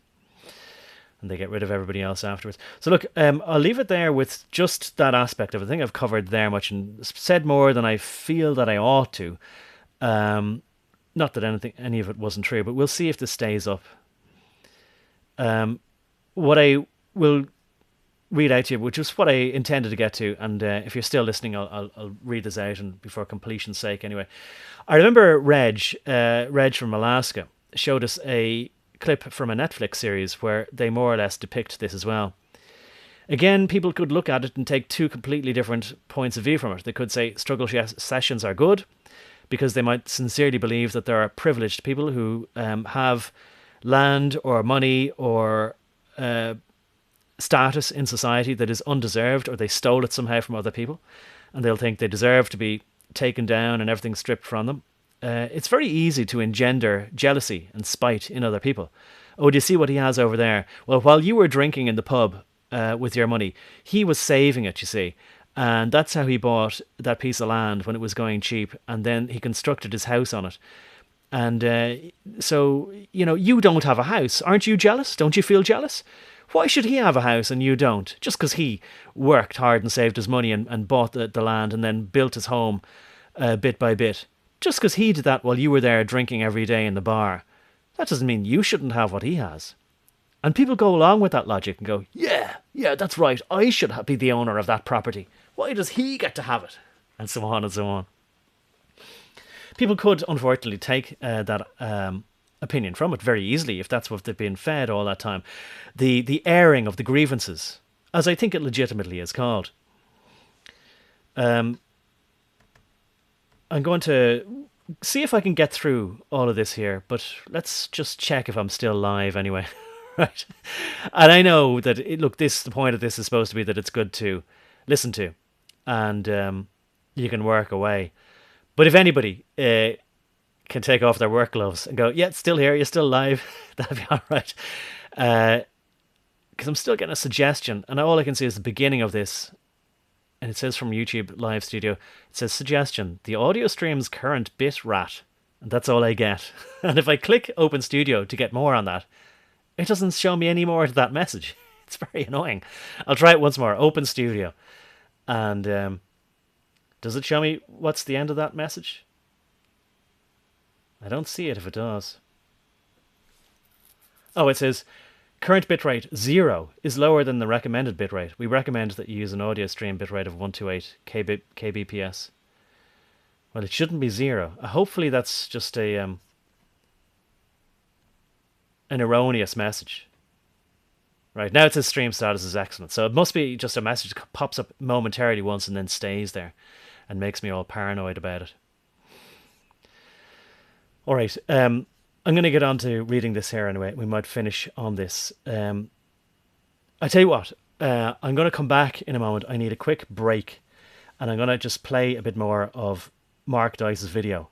And then, no, I tell you what I'm going to do. I'm going to play this video, because this is the fella, and sorry because I skipped this earlier. This is the fella, Yakov Smirnov, one of the many defectors we've heard of from the Soviet era. I think it might have said, funny enough, ironically enough, I think I remember reading that he was from the Ukraine, or which was just a satellite of the USSR at the time.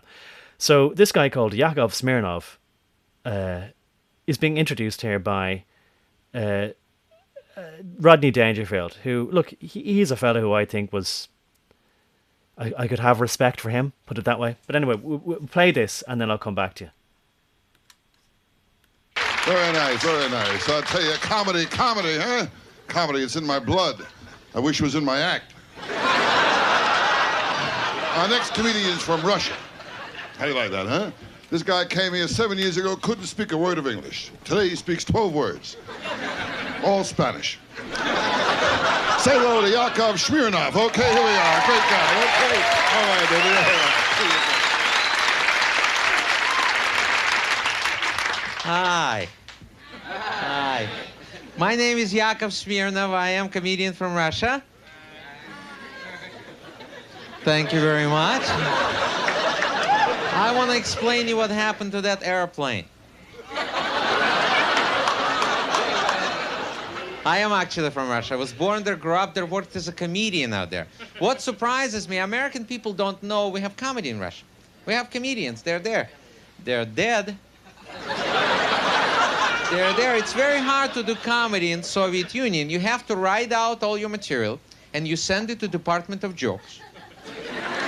I'm not making this up. They send it back to you censored. You have to stay with the script. You cannot improvise. If someone heckles you from the audience, you can't say, like, your mother wears army boots. Because she probably does. And she will hurt you. Good thing about doing comedy in Russia, you have captured audience. They're not going anywhere. You gotta be very selective, very careful with what jokes you say. If you say, like, take my wife, please, you get home, she's gone. I realized that I wanted to get out of Russia. It's not easy to get out because you apply for a visa, but they give you MasterCard. Yeah. There are no things like American Express. They give you Russian Express. Don't leave home. Finally, I got an answer, get out. And my first stop in America was in Cleveland, Ohio. Anybody from Cleveland by chance? Anybody? Anybody from Cleveland? Yeah, well, I'll leave it there because I think you get the point. Anyway, I'll just load this page up and have it ready there. Not Poe's Law, the struggle session. Righty-ho. Okay. Lily there. Thanks, appreciate the comment there just to let us know we're still alive. So many chemicals around us, on us, in our food. If you type, I have cancer into the YT search, be amazed. All the young faces. Sudden, unexpected. Yeah. Sorry, sudden and unexpected. Yeah. And for no reason at all. I will, I'll have to leave that there as a comment. And maybe, of course, I think you know as well as I do. That's another live wire. So I'll keep it to this aspect of getting near the electric fence, you know what I mean? But look, we'll see what we can talk about around that another time, but I get you. Somebody who the name isn't familiar with me there, big time. Bingers says, what a country. And look, sorry, I'm going back here. I think maybe I missed out on a couple of comments there. Binger says, in your country, the men shave. In our country, we wish the women would shave. Yeah. Sorry if I missed your comments here. I don't know quite how that happened. Maybe there's a lot of comments here that I accidentally skipped over. Maybe it was better to spare my blushes. Stephen Crumley says, an accent like yours sounds brilliantly intelligent to me, where my thick southern accent gives me and others the assumption of being ultra-low intellectual abilities. Yeah, well, of course, I can't accept that. But look, what I do know is, of course, that in particularly the 1970s and 1980s, maybe the 1990s as well, the common trope on American TV, I'm thinking particularly of Peter Falk in the Inspector... Oh my God, why is the name gone out of my head there? That's just what happens sometimes, with the long raincoat. Just one more thing, Peter Falk in God. Sorry for this, and you're probably all going, come on, get on with it.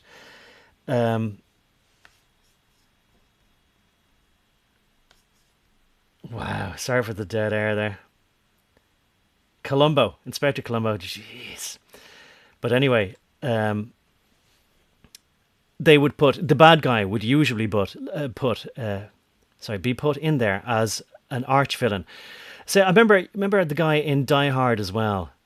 Can't think of that actor's name, but you know who I'm talking about, So not only would the villain be extremely intelligent, because the way that the movies and the TV would tell us that, Patrick McGoohan was, I think, voted as the favourite guy in Inspector Columbo, the favourite guy who, was basically the guy who did it. And you always knew he was the guy who did it because he was the main actor in every episode. He was the main guest actor. But if you didn't figure it out, you knew he was the bad guy because he'd both an English upper crust accent, a high class English accent, which you don't really hear anymore. And the BBC it used to be known as a BBC accent, or the received pronunciation. In other words, the accent that was preferred and that people were taught in school. A bit like the differences, I say, between street Afrikaans, as they call it, and then proper Afrikaans, or educated Afrikaans. And now I didn't learn to speak Afrikaans. I can't claim that I've learned to speak Afrikaans. I learned a few words, how to say a few words. But, I could understand by that way, like I could understand what they were telling me about the difference between, sort of slang or informal Afrikaans and the others. So I don't have an English accent, but I think that it might be that what I have might be becoming a slightly less common Irish accent, because what I've noticed about a lot of the Irish accents are that they are, even people who aren't from certain places, aren't from Dublin at all, even 20 years ago, started acting as though they had an accent from what was a place that had sort of some cachet about it. I know this has gone off the tangent a bit here, or going off on a tangent again and again, but anyway, they started affecting an accent, and this accent then started morphing from being a Dublin accent to what, I know you're going to laugh about this, but to what Irish ears sounded as though it had a twinge of American to it. And maybe that twinge of American could have been like what they might have been perceiving as being an American accent through the movies, so it might have been more like a Californian or West Coast accent. Do you know what I mean? But maybe I'll say this anyway. I went out with a girl from West Coast America anyway. But I remember thinking, is she joking or not? And I didn't ask her at the time, and to this day I'll never know. She considered me to have, she said, oh, you have a brogue. And maybe she meant that was complimentary, but over here, a brogue means like you got a thick, traditional "I diddly I" accent. Ah, shit, it was far from the struggle sessions we were reared, and that kind of thing, you know. Maybe it doesn't sound any different to you, but anyway, I'm not even good at putting on different accents. But I do have an Irish accent, but she thought it was a very strong Irish accent. It isn't, but it's not an English accent either. So English people would laugh at that, the idea that it might be, or that it would sound intelligent, you know. But my American girlfriend at the time, she thought that she didn't have an accent. And I have a feeling that mostly she wasn't joking. She thought that her accent was neutral, but that I had an accent. Do you see what I mean? It's funny the way it goes. And I guess what I'm speaking to is a matter of perspective. But I am aware, of course, that in America, and the way it's been presented in the movies, just like the posh British or English accent has been presented as the intelligent and evil accent, that the southern accent, or particularly from the heartland or some southern states, you know, especially those southern states that were part of the Civil War, are considered to be stupid, bumbling, backwards, hillbillies, all that sort of stuff. And I am aware that a lot of people on the West Coast, particularly, and in New York, let's say, they think they're sophisticated, and they think people from the South are stupid or unsophisticated in some way. I'm aware of all that, and again, I'm not trying to be egalitarian and all this, like, or you know, be politically correct in this regard. But you know, I have come to realize, you know, I mean, I would have thought along those lines. I'll say this, right? Being from Dublin, right, the capital city, but I always knew it was a small backwater compared to the international cities. You know, I say this by comparison, like the greater Dublin area, as they say, like outside of the city and all the suburbs, might have amounted to 1 million when I was young, whereas, you know, cities like London and Paris would have been 10 or 15 million. So I realised how tiny it was. But I still thought that people from outside of Dublin were unsophisticated country people. And I know how wrong I was. I'm embarrassed to admit that, but I'll admit that as part of saying how silly it all is. Anyway, sorry for going off on a long tangent there again, but I think it might be useful information in some way as far as perceptions as things go between people in the States and people over here, and various parts in the States, of course, because it's not just all one place with one culture. But it might help some amount of understanding across the pond, as we used to say, across the Atlantic. Anyway, thanks for the comment though, Stephen. Hopefully whatever I said there was coherent enough to be interesting. Krishna and Resurrection. I think I missed your comments earlier, or skipped over them. I don't know how. You say many keywords for certain individuals' algorithms. Stephen says, I try to hide my accent through comments as much as possible, but I know it doesn't work. Corden sold his fat stole, says Christian. Yeah, I know. Big time. And usually these people later come to regret it. But the only thing they come to regret, and I've watched people in the corporation say, like they've told me this, pretty much, more or less exactly. They've said, yeah, I sold my soul, but now I regret that I didn't ask for more for it, you know. The shine off their new little promotion they thought that would be all they ever wanted, and the extra bit of money they thought would be the end of all their problems. Now it isn't, and they don't have another soul to sell. Stephen says, I usually pick my audiobooks to be read in female, Australian or Irish English accent. Well, normally I can't stand even the pretty sophisticated AI robots now. So, but I do like a book when it's read. You know what I really like when I find an audiobook that has been converted from tape or record, and it still has some of the static there, but it's not too loud, but it's real. So in a world of increasing artificiality, I really appreciate the realness. I can't actually name some of the books. They're even worse than... can I name it?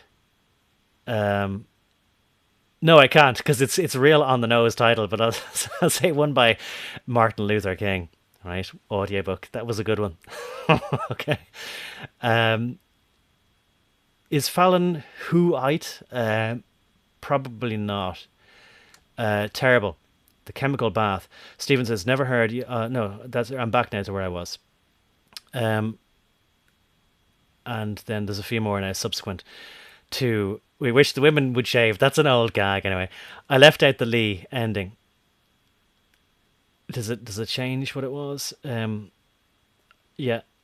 Sudden and unexpectedly. Yeah, okay, so maybe that means that you were being sincere. You didn't mean to sort of say for no reason at all. But yeah, look, I mean, I have been thinking about even water falling from the sky. We can't think of it as pure anymore because it might contain some of these, which they now tell us that they do inject via aerosol spray into the air. Like, what are they? Aluminum, barium, some compound of that with sulfate. I can't remember now the other ones, but those kind of things that are considered to be salts.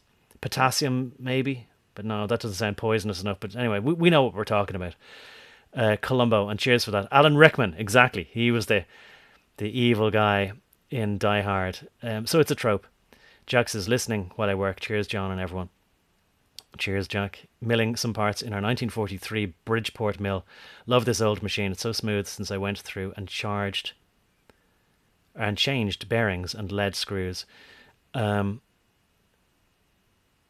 so if it was made in 1943, I've brought some car parts to get rehoned or that kind of thing in an engineering shop. Strontium, thanks, Stephen. I should, try to read out stuff as it comes up, if at all possible. That's helping me out instead of Googling it or Binging it or whatever. But yeah, things aren't like that anymore. We know in the 60s they brought in the concept of planned obsolescence, and nothing is ever done anymore to be long lasting. And that attitude, as I noticed, I try to fight against it. I'm going to just say, maybe I've mentioned before, I taught people inside a large corporation how to do their job, how to do it right. And my attitude is always, and I try to instill this mindset of, if a job is worth doing, it's worth doing right, which used to be the Protestant work ethic. Although I'm, strictly speaking, a Catholic, I never strictly left the Catholic Church. You had to, remember hearing at one point you had to write to the Pope and renounce stuff and ask to be excommunicated or whatever. I didn't see the point. I just didn't go anymore to church. But I'm saying that so that you know that I'm being impartial. That these phrases, I think, came out of the Protestant work ethic. It might have been Presbyterian, even more so than that. Or it could have been Lutheran. Or what's the other fella, the Dutch guy? I forget, doesn't matter. But in that sense, Protestant, and then the Protestant work ethic that might have gone to the southern states and said, well, listen, we can't indulge ourselves in the luxuries of not acknowledging reality or building something and saying, well, sure, that'll do, which was always the Irish attitude. Sure, 'twill do. And that was what the Russian attitude was as well, as I say, the guys that I worked with. I would say, but listen, you can't install this that way. Maybe I won't get into specifics, but I'd say that's people are going to brush up against that when they go to maintain it. Or how will somebody maintain it? They're going to have to pull all that apart, and that'll take stuff down. And it doesn't matter. We're not getting paid to think about all that stuff in the future. We're getting paid to make sure it works. It's working out. That's all we need to know about. Which was an attitude I tried to fight against, but it was like trying to fight against the tide. You couldn't, and I would love to. I mean, I'm a lazy kind of a person. I've always been lazy. Which is why, if I'm going to go to the trouble of making something, I want it not to have to be built again. I want to do it once and never have to worry about it again. And then maybe use it as a tool to build other things. And I never have to worry about whether the tool is built accurately or does its job the way it's supposed to, or that there isn't something about it that's making everything crooked from now on. I want to make sure that everything I make, even if I put extra time into making it, that I never have to go back and re-engineer it. In that kind of way. Not that I'm always doing complicated engineering, but you know what I mean. It's a principle that you can apply to your life, but people don't want to. As we know, they want to take offense to things and get paid compensatory money. Oh, there's A from Australia. He says, hi. Haha. Well, hopefully he had a good laugh at something there. Strontium, as I say, anyway, that's a yank for you. Yeah, so I understood one time, I'll say this, it might be able to repair something, but maybe it's only going to bring up old wounds. One time, A did say yank, and I'm going to tell you this to Americans, maybe you know this. People in Britain, they don't understand the difference between Southerners and Northerners, or West Coast people and East Coast people. And they just think that a yank, or a Yankee Doodle, or a Yankee Doodle Dandy just refers to anybody from the United States. So when people say yank, and most of the time, They just mean an American, you know, and it's not necessarily a pejorative, as in an insult or an insulting thing. But I am aware that in the States, you know, if you call somebody a Yank, it means you're calling them a Yankee Doodle Dandy. In other words, some flouncy theatrical type, you know, who's wearing a puffy blouse and a feather in his cap, and he called it macaroni, and he wouldn't survive down in the South. You know what I mean? He's a pansy or a Nancy boy. So that's why there's cultural scope there for misunderstanding. You know what I mean?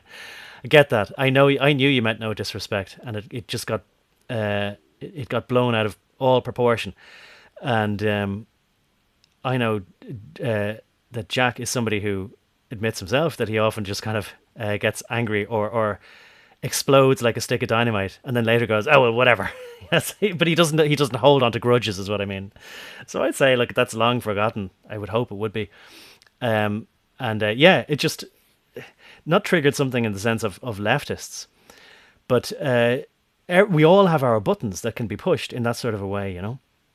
And I know that earlier on today, when somebody said to me that they had a duty of care, I knew they were saying that as a way to sort of get me to shut up and just accept whatever they were saying, and that I had to go along with whatever procedure she was saying. And that made me not exactly blow my top, but I mean, I didn't scream and shout or say anything that was offensive, but I just said, like, stop talking over me. And you have a duty of care, yeah, to what I need to get done, you know, and to do it properly, and to make sure that it's done right. She didn't like that, so she just hung up on me, you know. But that's I realized that's an example of the end result of years of social conditioning, where they get to say all these nice words, but only if it nice terms, but only if it is advantageous to them. But I realized that was a trigger for me, that I didn't remain calm and connected. I knew I'd lost my temper when she started telling me, hang on a minute, she said, I have a duty of care. So that was triggering for me, you know. And that's why I try not to get involved in that sort of thing. I try to not interact with anybody if I don't absolutely have to. And I realized that was my mistake, trying to interact with somebody. And I realize now as well, why people in the past, older people, would always roll their eyes trying at the inconveniences of having to deal with younger people who think they know it all but don't know anything. And they think that old people are just not with it anymore and don't know what's going on, or, as Stephen here might say, past their prime, I don't know. Anyway, he says, yeah, Yank in the South means anyone north of the Mason-Dixon line, exactly. It's pejorative to us Southerners when we say it towards a northern person. They're seen the weak and city slicker, silver spooners. And by the way, that's what I've always been called, a city slicker, silver spooner. And I hate that and I reject it. But there is an element of truth to that, I suppose. But I always like to say, like, that I'm not like those other people from wherever I'm from, you know. And Lily says, yeah, I was going to say that about a Yank. All right, so we I think we understand each other pretty well now. And I'll get on to struggle session here. So a reminder anyway, this is where different people in different societies, having been fractured into two main sides, you know, the grieved and the aggrieved, and the people who have done all the terrible selfish things like colonialism and being born in the wrong skin color. You know, in other words, nominatively white. And therefore we've been born with privilege which has been unearned and illegitimately taken by our forefathers, or whatever is the rationale. You know it and you've heard it a million times. So they then invite and did invite, this is a part of history in China, and I guess it would have been under Mao Zedong. And I know there's different ways of pronouncing that. These days people say Mao Zedong, but that's only because they've changed what is the way of transliterating Chinese characters and phrases. So I prefer the old way, Mao Zedong. I think you might probably see it here somewhere on this page. Oh yeah, pinyin. So pinyin might be the new way of changing the phonetic alphabet to Western alphabet. Anyway, let's not get bogged down in that. Also, we must remember and bear in mind that exactly the same thing, but perhaps worse, was going on in what is now called, I think, still Cambodia. Maybe they're calling it something else now, but back at the time was called Kampuchea. And the Khmer Rouge, as the institution was known. And I think they were probably worse. But here, anyway, a picture probably tells 1,000 words. So I will actually, I think it's important to go through a lot of these pictures here. So this is titled Liu Shaokui being subjected to public criticism and humiliation during the Cultural Revolution after being publicly purged of his sins, you know. But it doesn't matter if you apologize and purge your sins, you're still going to be punished. And that just proves that you were always guilty. And it proves that these people who are carrying out these struggle sessions were right to accuse you. And, you know, for your public show trials. So maybe I don't need to explain too well. Maybe it's pretty obvious the parallels that are currently going on. And I don't know whether, if we learn from history, we'll be able to do anything about it, or whether it just makes the realization even more demoralizing that there doesn't seem to be anything we can do to stop the madness. When I saw this, first of all, before expanding it, it reminded me of that, again, another very, very famous photograph from Vietnam, where there's a guy holding something that looks like what he just his finger in his hand there, but there's a guy holding something and putting it up to somebody else's calvarium, I'll say. That's a word that I learned from a previous show. Their cranium, you know, looks very, very reminiscent of that. Same kind of shapes and ideas, you know. But it's him going, "J'accuse," you know, "I accuse you. I put it to you. I point the finger at you. You are the guilty one." Lily Kazoo there says, "Mousy dung." I like that, yeah. Little mouse trappings. That's what mousy dung was. So that's a struggle session of a landlord during the land reform movement. So there's a peasant on the land, and people will say, well, of course the peasants were paid very little. They weren't allowed to own any land.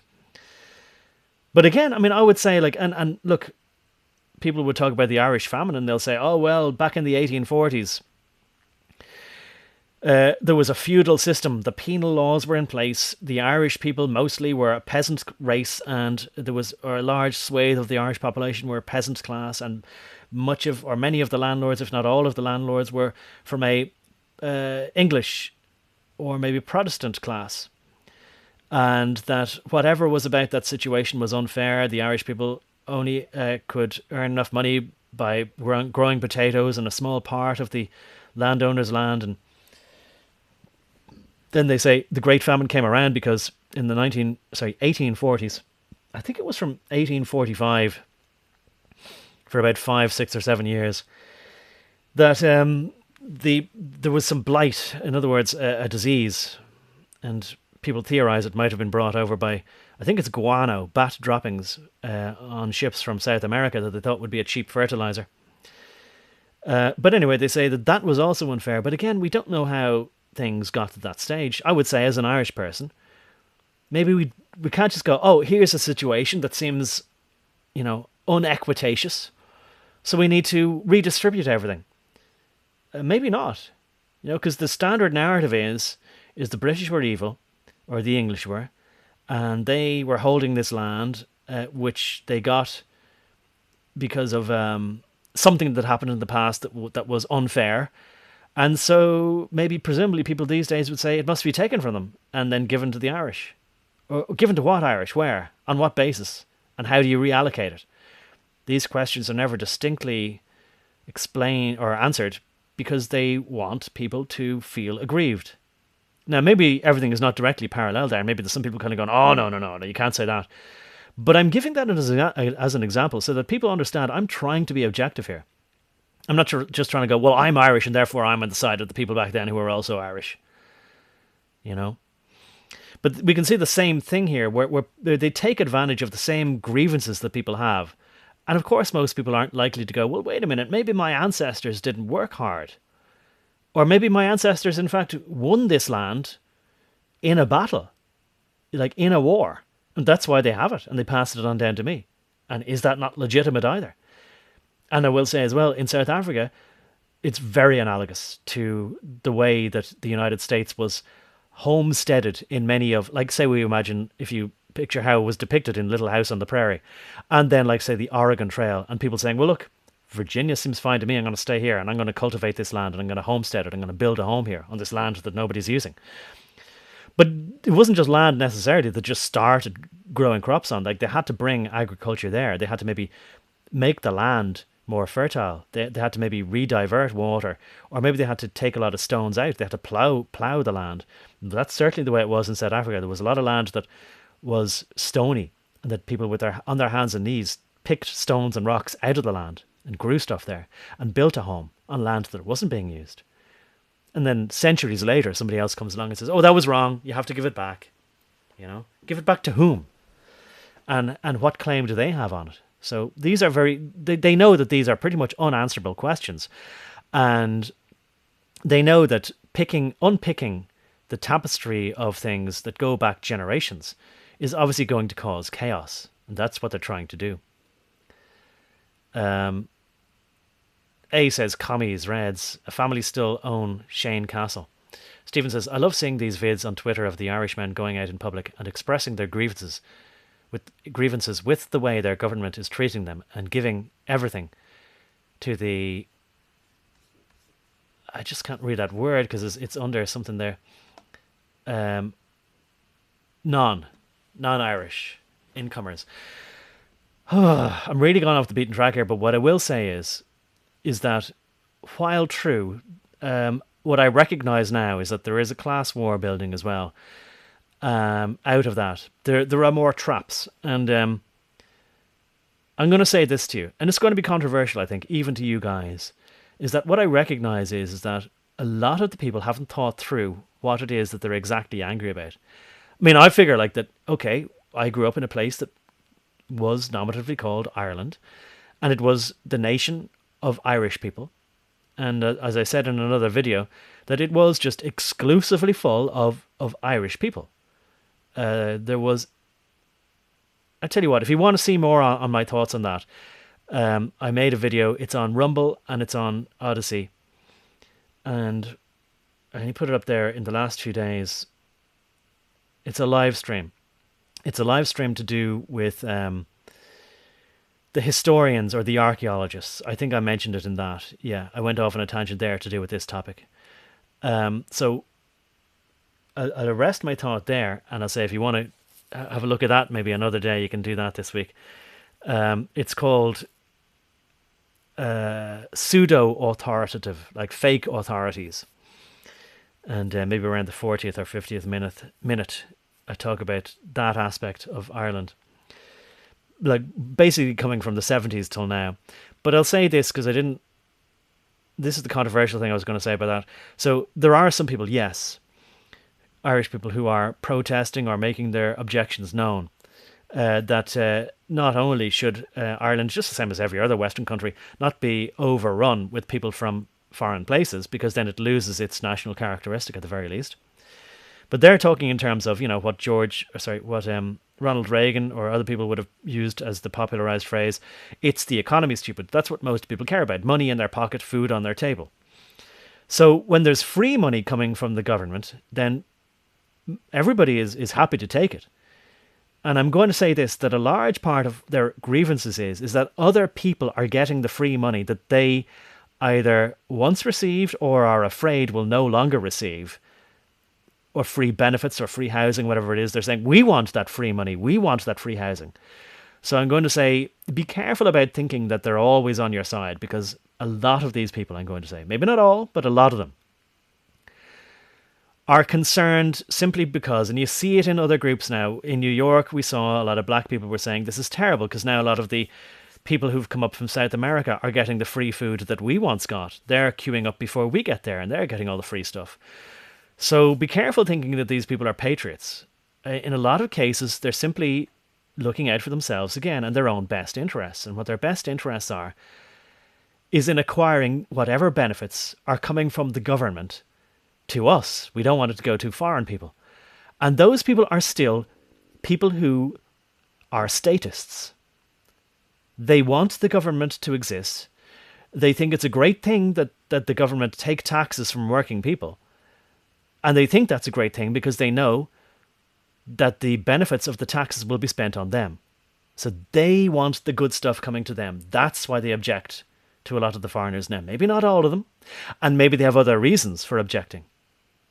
But I think you understand what I'm saying now. You got to be careful there, because in the future, if one problem gets solved, you'll be left with a different problem where they still feel that they're entitled to what you have. You know? And instead of saying, oh, the government needs to make housing more affordable, what needs to have done is the central banks 10, 20 years ago should not have just printed or put into a lot electronic money on computers, hundreds of thousands of millions of and billions of money, and just given it to people and said, hey, can you not afford a house? Well, here's $500,000. Go and buy yourself a house. And then the minimum price of a new house becomes $500,000 or euros. And then when people say, but I need a car and I need furnishings and I need clothes, they go, well, why don't you borrow $600,000 or euros? And now, you know, as we see, you know, in not just Dublin City, there are houses that were once very ordinary houses that are now $1 million, and you need to borrow $1 million. I remember recently looking up in Vancouver, and you cannot buy a house for less than $1.5 million, and it was practically an old shed. And somebody put up as a joke, like a Wendy house, you know, a child's doll house. And it said, I know what I've got, it's 200,000 or 250,000, you know.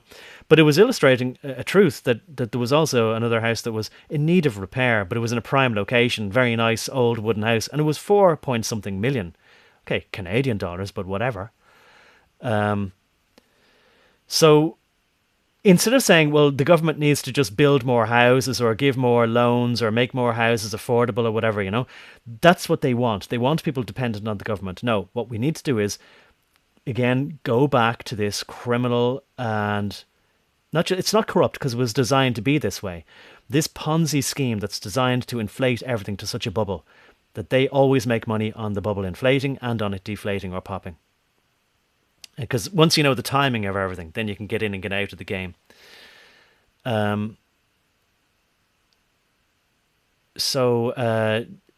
Just going back here a bit. And again, with this streaming software, I can't put things up on screen, or if there's a way, I don't know quite how. I'll have another quick look. No, I won't. I won't distract myself. Stephen says, right, don't get too risky here. I know. I'm playing fast and loose. I'll go watch because I'm interested in your first person account of your experience. Cheers, yeah. Doc says, yeah, same here. Those are approaching American numbers. That's insane. So A says, you should see Australia. Yeah, Australia is another prime example of this. In a 12-month period, we had over 600,000 new peeps come in. 600k, so more than 500,000 in a 12-month period. And by the way, those numbers, like they would have been, I remember seeing numbers similar to that for the UK as well. And this was during 2020 and 2021, which to me should have told everybody on every side of every political issue and everything is a political issue these days, should have told everybody exactly what they needed to know about the other events of 2020. That if they're saying you must stay indoors and that you can't travel any more than 5 miles or 5 kilometers or 15 minutes from wherever you are, and yet not only not stop the inexorable flow, the relentless flow of everybody from wherever they happen to be from, but increase it. It was actually increased by an order of several 100,000 during that year. That should tell a lot of people a lot of things, but people have been told, don't think with your own mind, wait until the authorities tell you what to think. A says, we are like 23 million all up. It's insane. Not just you guys. Yeah, it's everywhere. Doc says, oh, wow. Or he says, oh, now I see, John. Very cogent explanation. I understand now. I think you're talking about when I was saying about, you know, how everybody who's on your side at one point in time is not necessarily always going to be on your side. They're just at a period in time where their self-interests happen to align. A says the West has fallen. It seems so. But look, maybe some people might think they want to hold out hope that this can be turned around. I would have been an accelerationist. Now there's hardly, as far as I can see, anything left to accelerate. You know, we're a nanosecond away from the wall anyway. But it's weird. They can always slow down time a bit more. And just to make the slow, painful impact even more slow and more painful, even though it's so obvious what's coming. Lily says, crime is crazy in Western Washington. Yeah, I've really heard about that, you know. While at the same time, I've got a huge amount of sympathy for people who cannot afford to live in a home anymore. So they are living in an RV or some kind of what should be like recreational vehicle or smaller than that, but can't afford to put fuel into it. So they're pretty much stationary and permanent. I have a lot of sympathy for that, for those kind of people. While at the same time, I know then that starts to breed not exactly crime immediately, but a kind of well, it has a deleterious effect on society, like that society starts to break down more then, and things start to look messy and untidy, and people behave messily and untidy, and then people might turn to drugs to ease the pain, and then, you know, the way one thing leads to another. Violent crimes are everywhere, every day. Armed guards at the grocery store, at the groceries, even in daylight. Kia boys stealing cars to commit crimes, I know. And look, apparently, I won't go into the methods, there are YouTube videos of how easy it is to steal a car, a Kia manufactured car. But I remember seeing videos saying that mayors of certain towns, I guess, in some towns in Washington state, Seattle and elsewhere, saying that they're going to sue the car manufacturer, Kia, for making it too easy to steal cars. And of course, it's not the fault of the people stealing cars. But anyway. Right, so there's another guy. Anyway, let's get back to this here. A struggle session of a landlord during the land reform movement in 1946. Not yet colorized, but we only have to look out our window and we'll see it in living color. I accuse you of having the land, and I didn't. How dare you?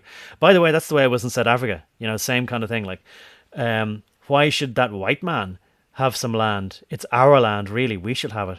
And then when they were given the land, they sold it for money and went drinking with the land, money that they got, and then they were poor again. Here's a struggle session of Xi Zhongzun, the father of Xi Jinping. Wow. At Northwest A&F University during Cultural Revolution, September 1967. The banner reads, Anti-Party Element Xi Zhongzun. That's amazing. So current-day leader of China, Xi Jinping, his father was considered an enemy of the state, even though they were communists back then. That's amazing, isn't it? And so current-day leader of China, his father was an enemy of the Chinese communist state of Mao Zedong, or Mao Zedong, or what did Lily say earlier? Mouse dung. And there's a struggle session. These are so evocative, even though these photographs aren't in high definition. To me, the graininess and the blurriness actually adds an element of reality, of authenticity to them. A struggle session of a woman in Tibet, anonymous woman, and there she is, still trying to plead her innocence. But I didn't. But I said no. But that wasn't. But I love the party. Doesn't matter. You've been found guilty. 1958. The 10th Panchen Lama of Tibet during a struggle session in 1964, and all the fingers pointing at him. You're not thinking pure thoughts of the party.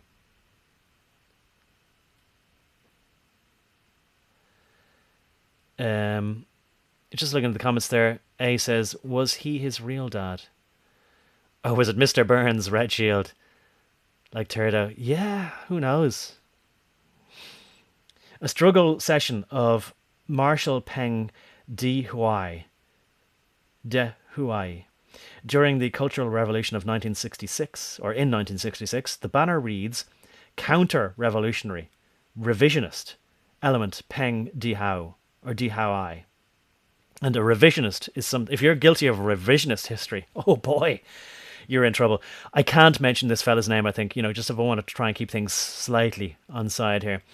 But there is a very well-spoken English, British, London historian. I think he's from London. I don't think I can say his name. I won't just now anyway. But he's still alive, but I've heard that he's sick and has been sick for quite some time. But he is called a revisionist. And and in the sense of a historian. So maybe this guy was trying to write something, either a current affairs article or something about something that happened in the past, and the past is forbidden. Because the past might be able to show something that contradicts what the party is saying now and what the party said last week, last year, or 10 years ago. So we can't have that. So anybody who goes back and looks into history, looks at primary sources, says, but hold on a minute, what you told us was not true. This is true. Well, then you are a revisionist and you are a counter-revolutionary. You're trying to hold back progress into the great new, shining, bright future of egalitarianism. And you're therefore guilty. QED. All banker boy, says A. I know, I own his books. You know who I'm talking about then. Out of print in Australia since 1987. Shh, he says. Shh. Okay. Another time. I've put something on Odyssey recently enough about him. Or just one of his things, you know. A rally to eliminate this next photograph is cow demons and snake spirits. Well, you see, that might sound like primitive beliefs and superstitions, but people will believe in anything if the party says that's what they ought to believe in. During the Cultural Revolution, 1966. A struggle session of General Sampo Tsewang rigs in Tibet during the Cultural Revolution, again 1966. And again, no dignity left for people, but maybe the two guys on either side are kind of like, yeah, we don't like having to do this, but we got to do it, you know. Unfortunately, we are biological machines filled with different liquids and mucus and that kind of thing. And he's an old man, but it looks like maybe he's dressed in the best clothes that he has. The fringing, it's weird actually, the fringing on his clothes there is the same fringing that you have or that you would see on traditional Greek stuff, on a Greek... around Greek urns or around the fringes of a Greek mosaic or flag or square or tiled floor. Just noticing that now, it's to me that's evidence that there was cultural exchange even, you know, millennia ago, if not definitely centuries anyway. But there he is anyway. There's no dignity to be left. We are just human flesh bags, and they'll make sure we're reminded of that. A struggle session of General Sampo Tsewang rigs in again, and his wife in Lhasa, Tibet, during the Cultural Revolution. So there's the baying crowd, and he's got his arms behind his back, all painfully tied up with you know, like I'm sure there's a name for it, like if you were put in the stocks or if you were being punished and being tied to the mast on a ship. He's got that. He's either got like a bundle of bamboo sticks, or he's got some strong wooden poles, like broom handles behind his back there, tying his arms back. So very, very painful, especially when you're left in a position like that over a long period of time and you're completely defenseless then. And then everyone in the crowd with their arms up in the air going, shouting whatever they're shouting, like Viva la Revolution type of attitude, you know. A struggle session of General Sampo. Again, this guy, that he must have been made public enemy number one. How dare he? They have to humiliate the former leaders, I suppose. Again, I'm so ignorant of history, I didn't think I needed to know about this kind of stuff, but I guess he was the leader of Tibet. So his wife is you know, being tortured as well. Looks like she's got a brick on her back, a stone. Maybe it's a large wooden block. But painful and humiliating. It's just incredible. There's another one. Looks like it's from a newspaper cutting of Ling Dinghui, former vice premier of China, and Zhu Yang, former deputy head of the publicity department of CCP during the Cultural Revolution. And recently, I don't know if you saw, there was footage of what looked like whatever is the equivalent, whatever they call the Chinese parliament or Congress or Senate or whatever, you know. And somebody was sitting near enough to Mao Zedong, and maybe it looked like some member of the sort of party, secret police or something like that came to ask one of the people sitting beside him to get up. He needed to leave the room and come with him or come with them. And he looked over to Mao Zedong, he looked over to Xi Jinping and said, what's this all about? Oh no, what are you doing to me? And you know, Xi Jinping basically wouldn't look at him, or just went, yeah, get out, like, or something like that, you know. And that was the end of him, never to be seen again. I recognize that same kind of way, by the way, in many companies that I worked in, corporations. The bigger they were, the more this happened, of course, because people are completely disposable. One day, somebody would be working in the corporation for a year, 2 years, 5 years, 10 years. And then next Monday, you might go, "Oh, I haven't seen that guy in a couple of weeks. Where is he? Is he on holidays?" And they go, and the joke, they'd always laugh, wink, and they go, "What guy? Never heard of him. He doesn't work here." And that was it. Krishnan says, "How do we know it's authentic?" Look, there's no way these days of knowing anything is authentic, and I guess that's part of the point. And that aspect of reality was mentioned in 1984 as well, because everything's doctored, and now, of course, they do it even better. Now we know the existence of AI, that it can pretty much fake anything pretty well, indistinguishably from reality.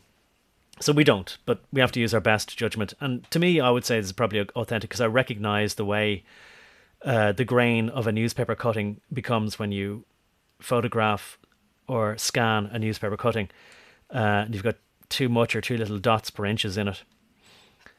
But anyway, yeah, I mean, always have the filter of skepticism there anyway, yeah.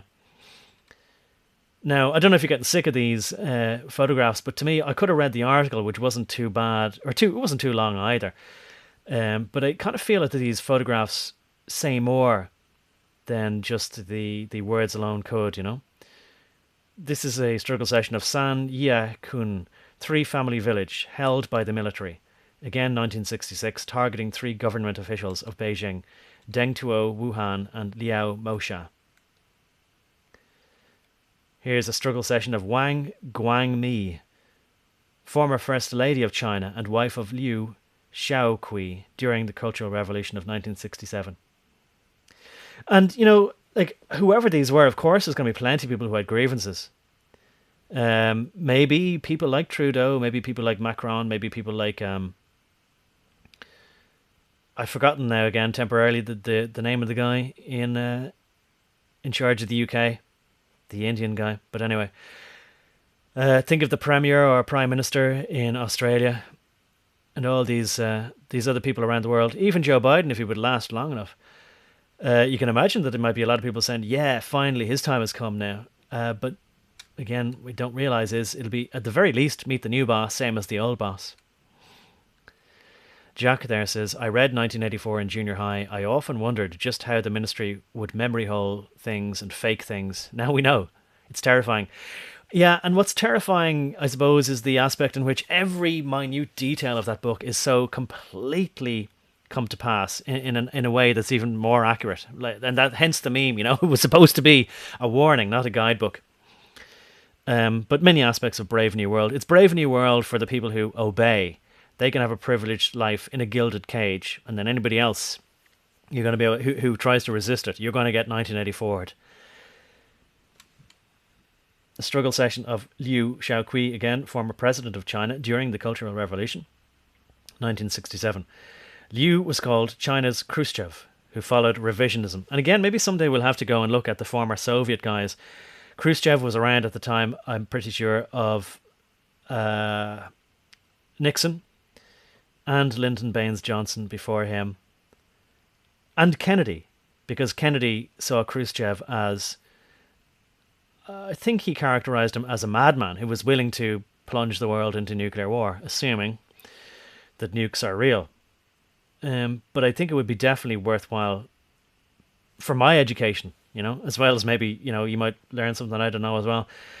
Because all of this stuff I thought didn't matter because it was all in the past. But now I realize from looking into a few things, just, you know, occasionally, especially when I'm needing to look in something, to look up something if I'm making a video so as to not seem so ignorant about something, I realised that I should have paid attention more when I was younger. But that is what the way it goes for most people. Don't pay attention when you're young. You think everything that happened in the past has no bearing on your life because you think it just happened to people in black and white photographs who are long dead and gone, dead and buried. But it does, because we're just at a moment in history, and history is just basically like a fraction of this long story that's being played out from a long, long time ago, long before our grandparents were born, to some point in the future that most of us can't even imagine. And we just happen to be plopped down. It's like we're getting respawned in the middle of a game. at a certain amount of time. We'd think we don't need to know. Just basically run around and start collecting items. No, you need to have a plan. You need to know what's going on and why and where you are and why and what happened here before to understand where you're going. Which is why I give a lot of credit to the people who are able to take advantage of all this stuff. They've put the work in. They understand things. So Liu was called China's Khrushchev, who followed revisionism. Whatever exactly revisionism meant to them. Doc says, Krishnan. No, A says, yeah, Cuba crisis, yeah. Krishnan says, do you think Tony Blair's name was a cheeky nod to Eric Blair? I think yes, maybe. And I've been meaning to check to see whether Tony has a son called Eric. Because in case people didn't know, I needed to kind of double check this occasionally. George Orwell's name, that was his pen name, but his real name was Eric Arthur Blair, I think. Jack says, I wondered the same thing, I guess, about Tony Blair. Lily says AI is quite the tool now. I'm struggling to see it because, you know, there's a heart emoji over it, and I don't know how to get rid of that. You know, like it is in YouTube. Krishna says, like, Kier Star Mer. That sounds familiar, and I forget what that is, but I think it's a hot word or a hot term that I need to be careful of. Let's just look up to see. Does Tony Blair have any, or is his middle name? No, his middle name isn't Eric. And by the way, that's another thing. I'll leave it for now, but Tony Blair's middle names are very interesting. That leads to another crazy conspiracy theory. Anyway, Tony Eric Blair I'll do a search for. Just to see. There's actually a guy called Tony Eric Blair, who's a CEO of TLB KEB Ventures in Ghana. Twitter says, on Tony Blair Institute, congrats to Eric for breaking, I don't know, something or other there. Eric Arthur Blair is George Orwell's real name. There is an Eric Blair. Okay, how Eric Blair became George Orwell. But, okay, let's just look up Tony Blair. Does he have any connection to Eric? Let's just get his Wikipedia page. It's an interesting deviation. Hope you don't mind being here for this and all the little deviations or eternal extrapolations. I didn't mean Ton Blair. I did mean Tony Blair. Yeah. Okay. Sir Anthony Charles Linton Blair. If you don't know about it already, I'll just say this, but I won't go near for now. Look up Charles Linton and see where that leads you, if it hasn't all been memory hold as well. Doesn't seem to be the name Eric associated with Tony Blair. Of course, Eric is in the middle of Americ Ann, but and son brings up Mandelson, right? He's another important guy in the history of you-know-who's in UK. Let's just look up just very quickly to see his private life or his family life or whatever it was. Early years, don't think that anyway. He was Protestant, nominatively converted to Catholic, so he says. Early political career.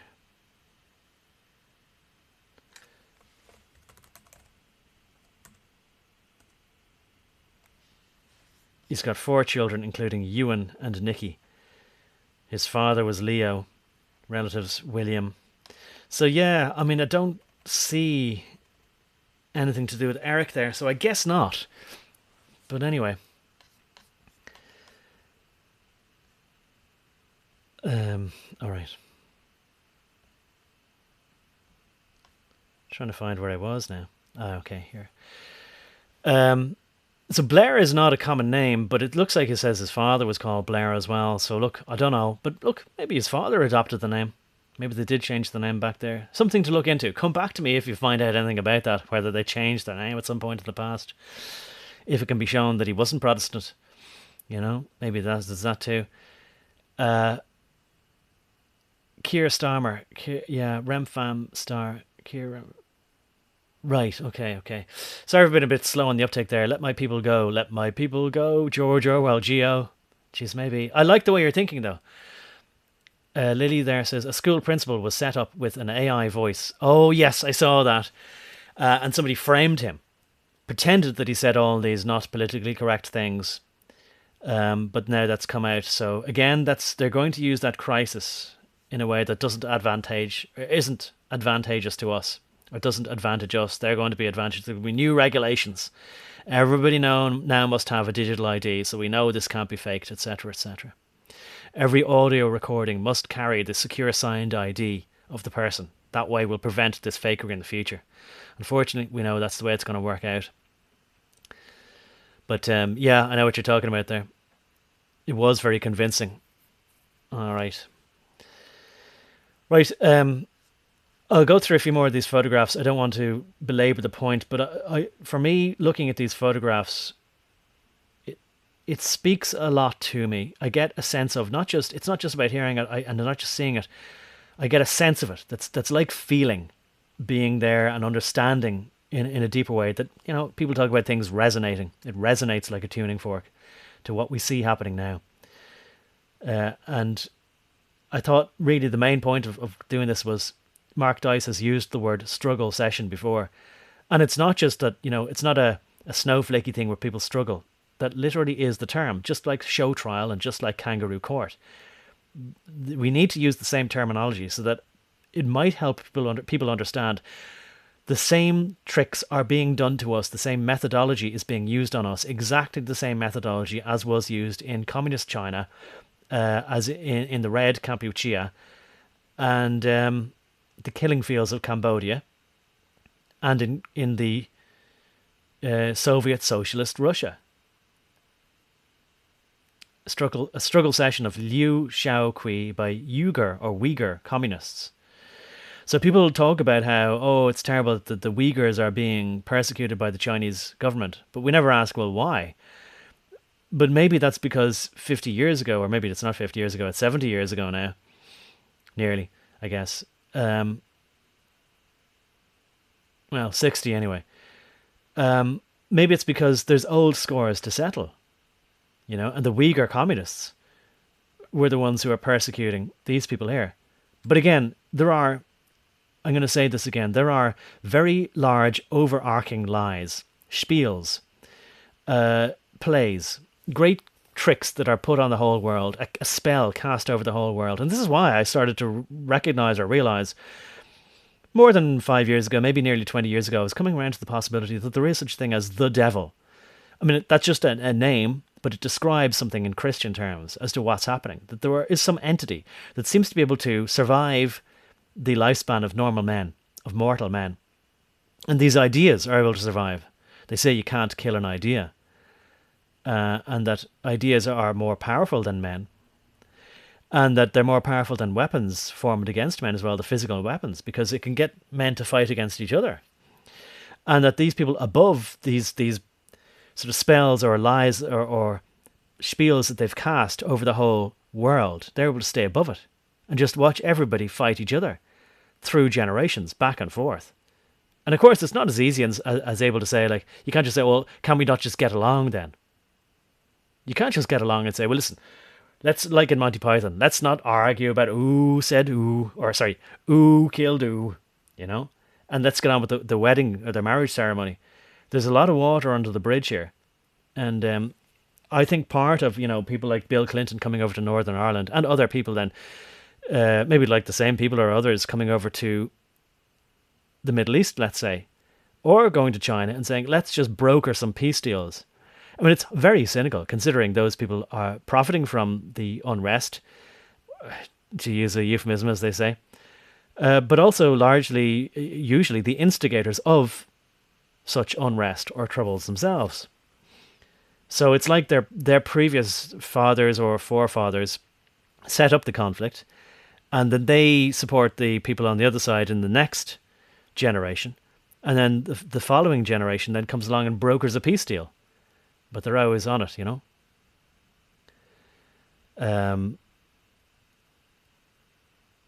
Yeah, just again, I'm getting a bit I'm getting worried now, but I shouldn't be. But you can hear the way that my mind works, goes from paranoid to brave or whatever.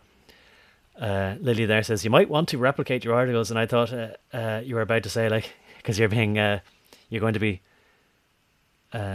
suppressed or something like that here, but it was Substack. I know, something I have to get around to. I'm going to have to see if there's a quick way of replicating them from where they are now. On I forget what the name of it is now. Again, it escapes me, but it's called, the address is, if you want to go look at some stuff there, extrapolations.blog. So it was more popular until Substack came along. But Substack, people, they rave about it. They say it's great. I tried it once. I didn't find that it worked very well. It seemed clunky to me, just the writing interface. But I'll give it another shot, and I appreciate it. Thanks for that. Wider audience and discussion, yeah. So you got to go where the audience is. There's Erastus Turnipseed. Hello to you. Right, and the banner anyway in this photograph says, down with China's Khrushchev. So the Chinese, even though they were communist, like the USSR communists, I remember reading before as well, and maybe I gleaned this from such movies as How I Learned to... Dr. Strangelove, How I Learned to Love the Bomb, or Stop Worrying and Love the Bomb, that Russia was opposed to communist China. They were enemies, or they were at least engaged in a Cold War as well. So it was very much like in 1984, where it was three sheafs of corn who were mutually opposed to each other. So when they were making comparisons to Khrushchev, they were saying, this guy is an enemy of the state. He's as bad as one of our enemies' leaders. So we got to remember that as well, you know. The enemy, well, maybe it's not exactly appropriate here, but you know, it can be sometimes difficult to decide or to figure out who's friend or foe, or what side anybody's on. So really, there's only one side to be on, and that is the side of truth, and you're going to find yourself in the minority there regardless. Well, it's the same thing anyway, Liu Xiao, but it's a different picture there, different boats, and everybody's all arm in the air. And of course, they could very easily say, oh no, you're not allowed to have your arm in the air like that. Yeah, and maybe, oh, it's okay to have it straight up, just not at a slight incline. It's ridiculous, all the lies they got us to accept, gradually, bit by bit. You know? And I'm very critical of the boomers, and have been in the past, that they didn't put us right. They just figured, and I know their attitude was, sweep it all under the carpet. It'll be fine. Just ignore it. We can just move on. You know? Things are going to get more plentiful, more bountiful, easier. We'll move into the nuclear age, energy age, space race, space age. Everything's going to be modern, sophisticated, cheap, free, and our children will never have to worry about it. That's, I suppose, looking at it kindly, they'll say they might have legitimately thought that their children, Generation X, people like myself, would never have to worry about the consequences of all these lies, or basically lies by omission. But let it be known now, that never works. If you sweep something under the carpet, it'll always come back worse, because it was something that was never dealt with. And if you don't deal with things like that, they just grow and grow and grow and come back a much bigger problem. When it's like a fire, could have been put out when it was just a small few flames. You leave it there and ignore it, it's going to come back as a conflagration. A says China was at the Big Three Tehran meeting in is it Tehran or Tehran? In WW2, left out of the history books. Right, okay. And I think I remember that, because it was just, there was a conference at Yalta, and that was just Stalin, Churchill, and I was gonna describe him, so I won't bother. Franklin Delano Roosevelt. I'll just leave it at that. So maybe that was after they'd gotten rid of China. And maybe that's why China, maybe if they feel ostracized or left out or snubbed, maybe they have a right to feel that way, maybe. Do you know what I'm going to tell you now that I see this picture? I'm going to tell you this, and I'm going to finish up on this, and maybe we can start from kind of this point somewhere else. Do you see the big picture, the big statue there that we see? And talk about false idols, you know, thou shalt not have any false idols before you. And certainly not worship a man or any other men. but I think we do know, and we've known about for many decades, this trope, this representative idea, this meme, or this motif of the great leader.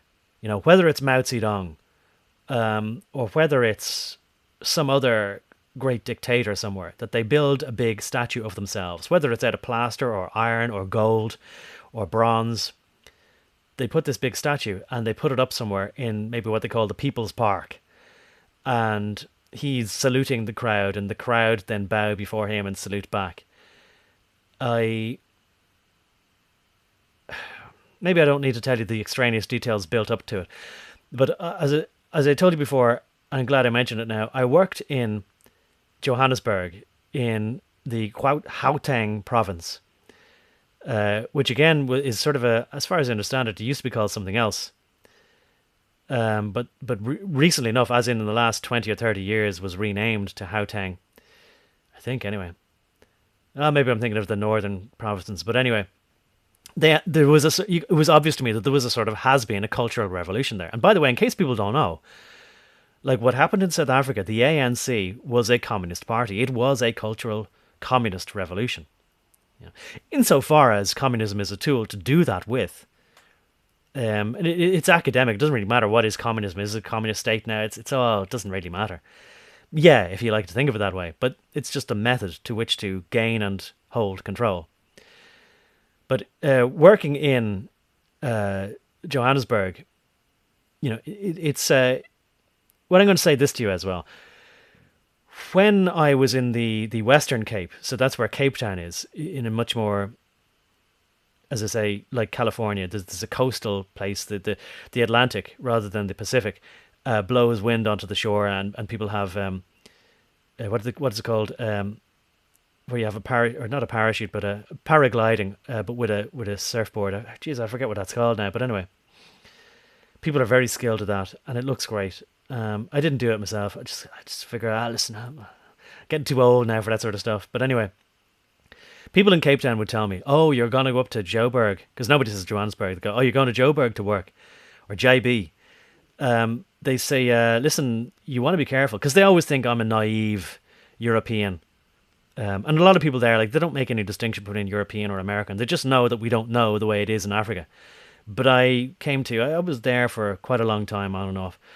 I came to understand and know a lot more, I think, about certain aspects of South African life than many South Africans. Because, like most people tend to grow up and live and work and live and work every day wherever they are from. And they might not actually even tend to travel around in their own country that much. So I had a bit of an experience from different parts of the country in South Africa, sometimes more than some other people. And a lot of people in Cape Town were telling me, "Oh, don't go up to Joburg there," because Joburg is inland, kind of in the northeast, inland, not a million miles away, like a few hundred miles still, but not a million miles away from Botswana and Zimbabwe. You know, Rhodesia, now Zimbabwe.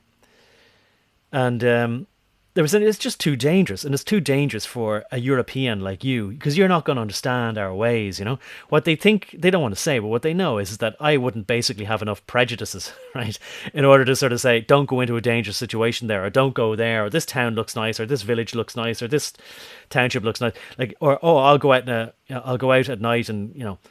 No, I have my wits about me. Now, that's not enough to keep you safe, but I know what's going on. I know what's what. And I'm not going to take any risks that I don't have to take. But anyway, even when I was up in Joburg, there was a lot of people telling me, don't go up there, don't go up to this shopping mall. You're going to be attacked. Like, they'll know that you got money because you're European. Like, and again, you don't know whether they're saying you're European or because of the look of you or because of your colour of your skin or whatever, you know. But look, the alternative is that you end up being a prisoner in your own home or office or whatever, and you never leave. And I just couldn't do that. So I went up to the shopping mall anyway. It's like being allowed out of your cell, so you can take a walk at least around the prison yard, you know. But in the main square of this shopping mall was a massive, on the scale of this, and in exactly the same pose, statue in bronze of guess who?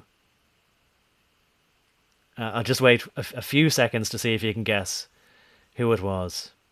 And see if anybody puts it in the chat there.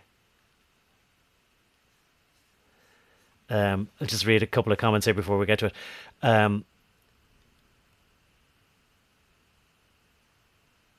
it. Doc Holliday says, Fletcher Prouty. Interesting bloke. That name rings a bell.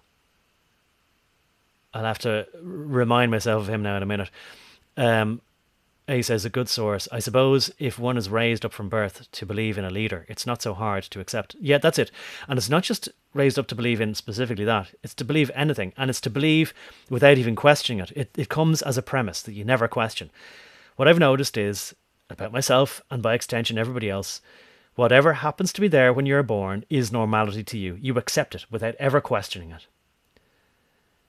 And you defend it too, because what you feel like is you're defending yourself and everything you've ever known. A says, oh, maybe you are South African and you moved to Australia, because that's what some South Africans did. I was lucky to live there pre and post A, and I know what you mean by that. It's apartness. A says, JB is insane. Population of Australia in one city. The country was so safe in 1994. We travelled for 6 months in a combi as a family all over. And by the way, like, there's still a culture of that, and still people do that as tourists. And there's still a lot of naive European and American tourists who do that and travel without being, in their own mind, cautious enough. And I am surprised. But then I'm not surprised when certain things happen as well. Carl says Lennon. A says Mr. Apron. And Jack says Marx. Okay, no, well, I thought you were going to get it immediately. Do you know who it was? It was Nelson Mandela. A big brass statue of Nelson Mandela with his arm out like that. And it was even more than that because there was little children coming up to his knee, or maybe not even his knee, in brass as well, right? Nestling at the feet of the great leader, Nelson Mandela. So I'll mention this anyway. People probably heard of the eponymous Mandela effect, where people think that these weird kind of inconsistencies where people say, well, you mean that's the reality? I remember something else, but that's not that, you know? And then they go, no, it is. Like, say, Fruit of the Loom, which is interesting, but I'll bring it up another time. I think that one has been explained. But what I can tell you is, like, the Nelson Mandela meme is a lot of people think they think that he died in prison or that they heard that. But nobody in South Africa thinks that. They know that he went on to become the president of South Africa.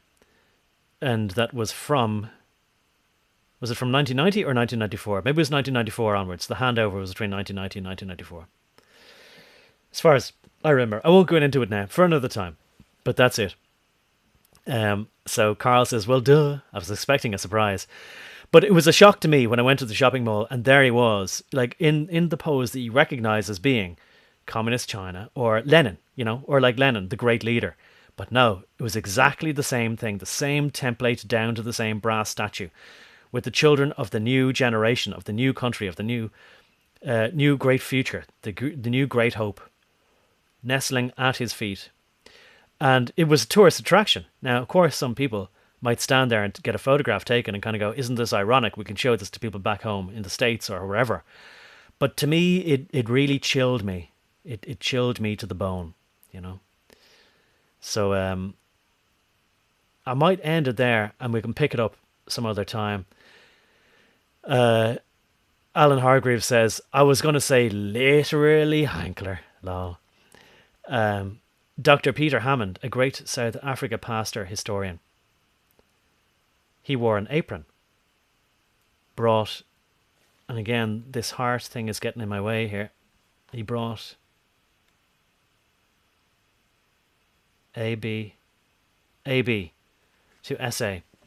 Sorry for being slow there. I just can't think what the B is, but it should be obvious to me. But anyway. The old club members. Yeah, well, if he's wearing an apron, I think I get what you're saying. I won't say the name of that fraternal society, but that's it, right? We know what we're talking about there. There was something else that was just on my mind there that I was going to say in relation to all that. Oh, yeah, I will say this to you. I'll use this as a sort of a sign-off, right? I do encourage you to have a look at my Odyssey. I'm the same username on Odyssey. I think that I've left links in the description of this particular stream, but YouTube tends to not like if I try to promote by links, even though some places you can actually put it like in posts and whatnot. You can also check Rumble. I prefer Odyssey. I think it works better, and I think it's got some features that are better. And I think that there's more interesting stuff there. Basically, I think Odyssey is, if we're going to have free speech, we're going to have free speech. Now, it doesn't seem to allow copyright infringement. That seems to be fair enough to me. But there's some stuff there that have been either great eye-openers or great reminders to me there. Whereas Rumble seems to me to be, we're now free to praise Donald Trump or look more into what happened in 2020.